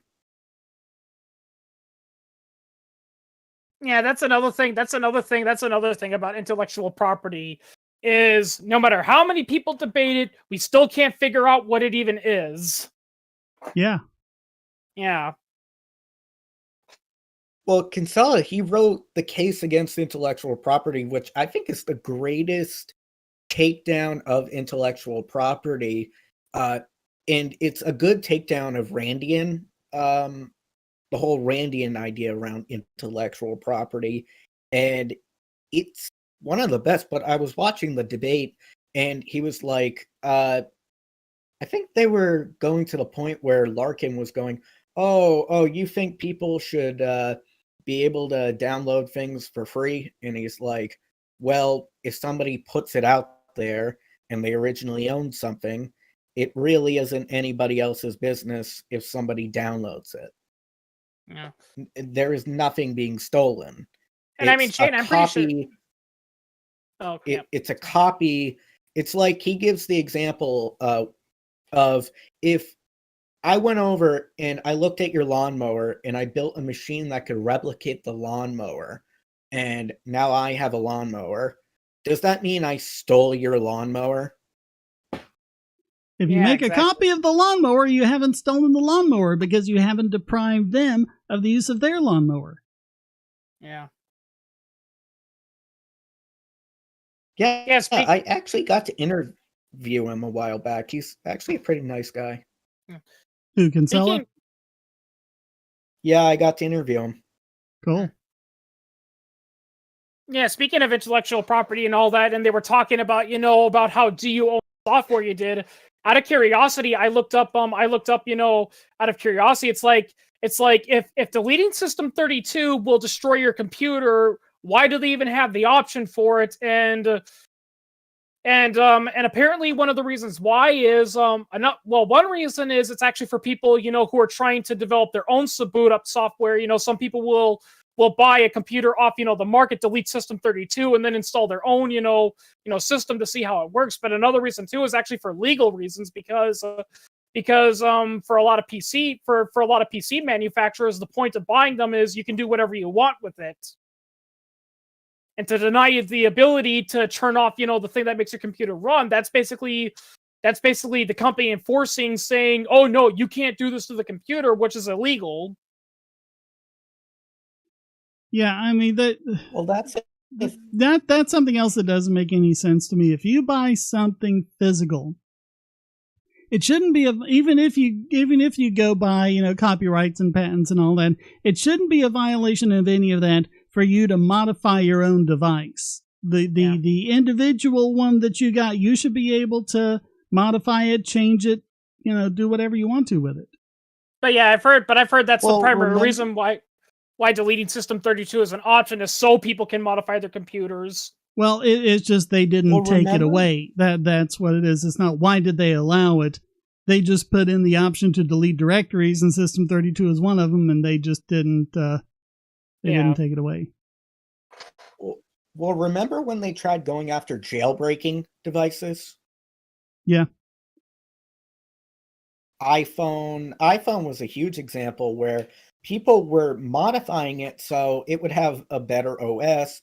It was, I remember a friend of mine did it, and it was cool. You could do a whole lot of things with it, but Apple was mad because, you can't modify our stuff because reasons. Yeah.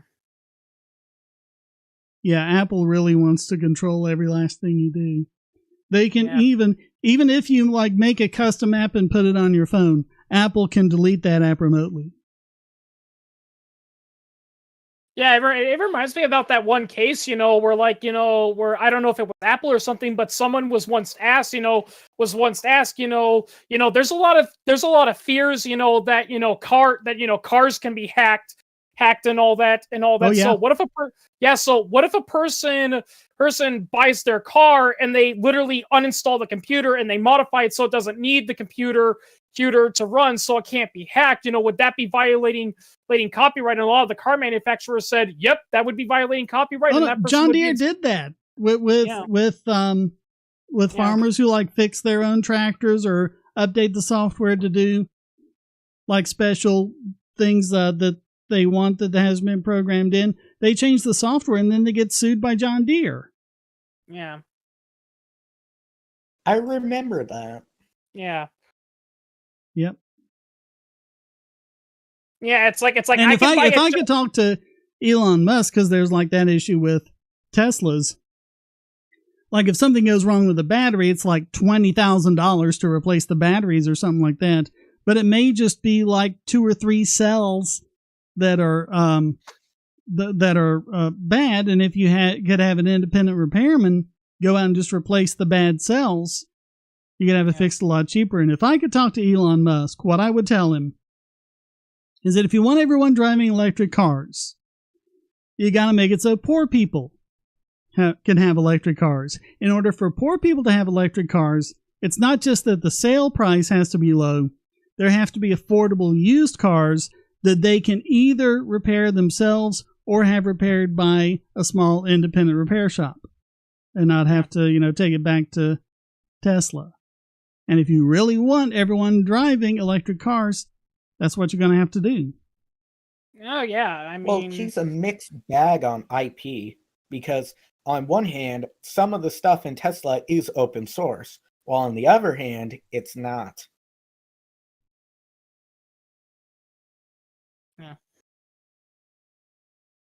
Yeah, people copyright words such as slogans. Yep, that's another bullcrap. Especially if the slogan is something, that can be used in every single use.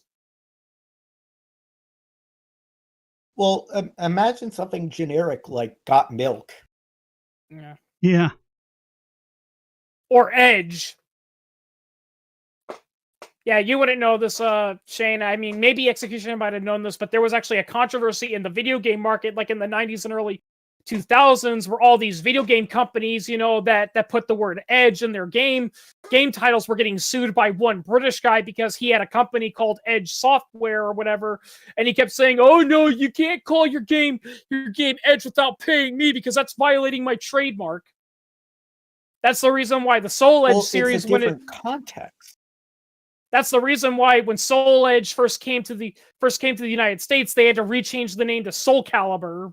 Well, I mean, it has to be done in a way that would actually cause confusion so that people might think, not just that it has the same name, but like if it had a very similar logo or something like that, that would cause confusion to make people think it was that. Well, I mean, it is true, and I mean, right from the get-go, it was clear that the copyright, was completely bull crap. But the reason why he got away with it was because he pulled the classic tactic, which is where you threaten them with a lengthy,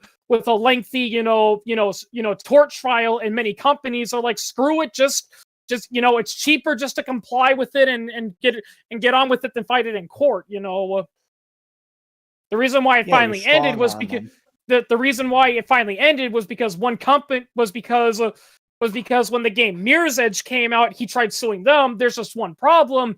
Mirror's Edge was published by EA, and they had the money and resources to say, "Oh, you're going to sue us? Okay, we're going to countersue."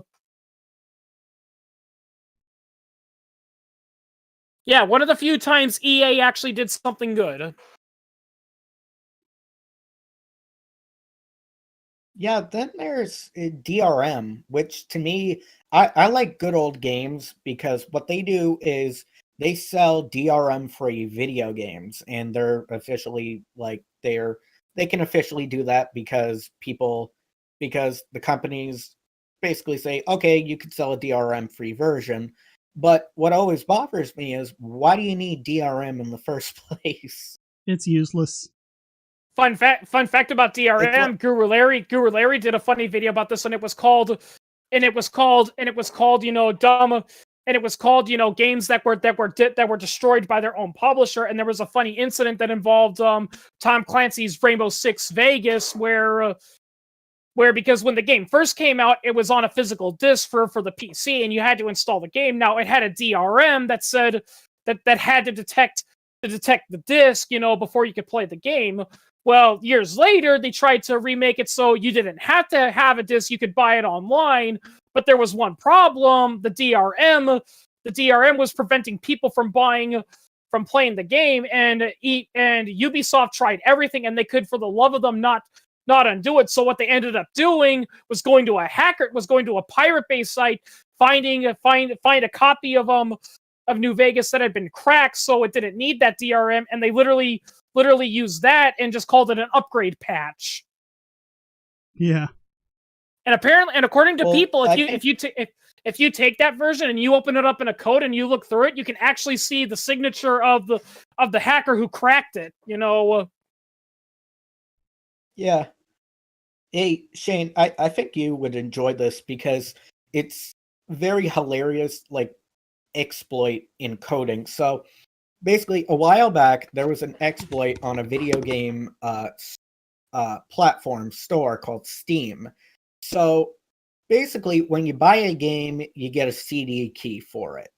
And people found out that if you returned the game and basically say, hey, I want a refund, if you wrote down that key, you could go into the Add a Game tab, input the serial key, and it would still work.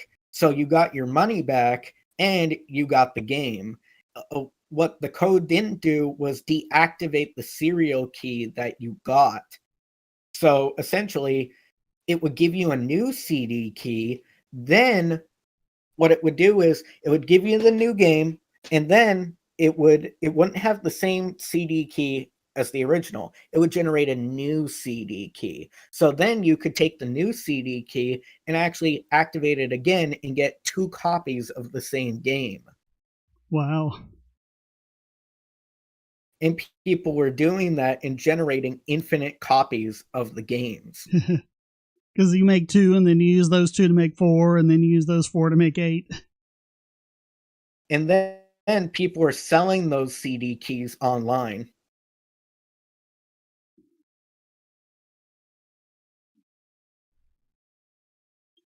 Well, we've gone over, as, guys. Hey, maybe.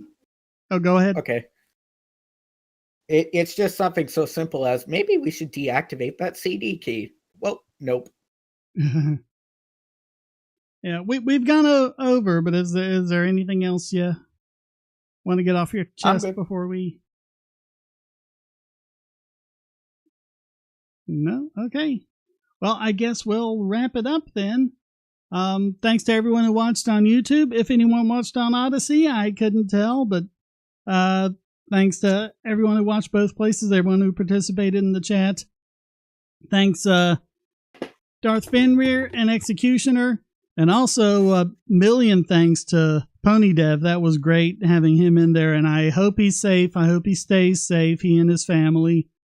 And everyone, really. And hopefully this war will be over sooner rather than later. But we know how these things go sometimes. So just stay safe, everyone. Thanks so much for watching. Until next time, stay strong and be free.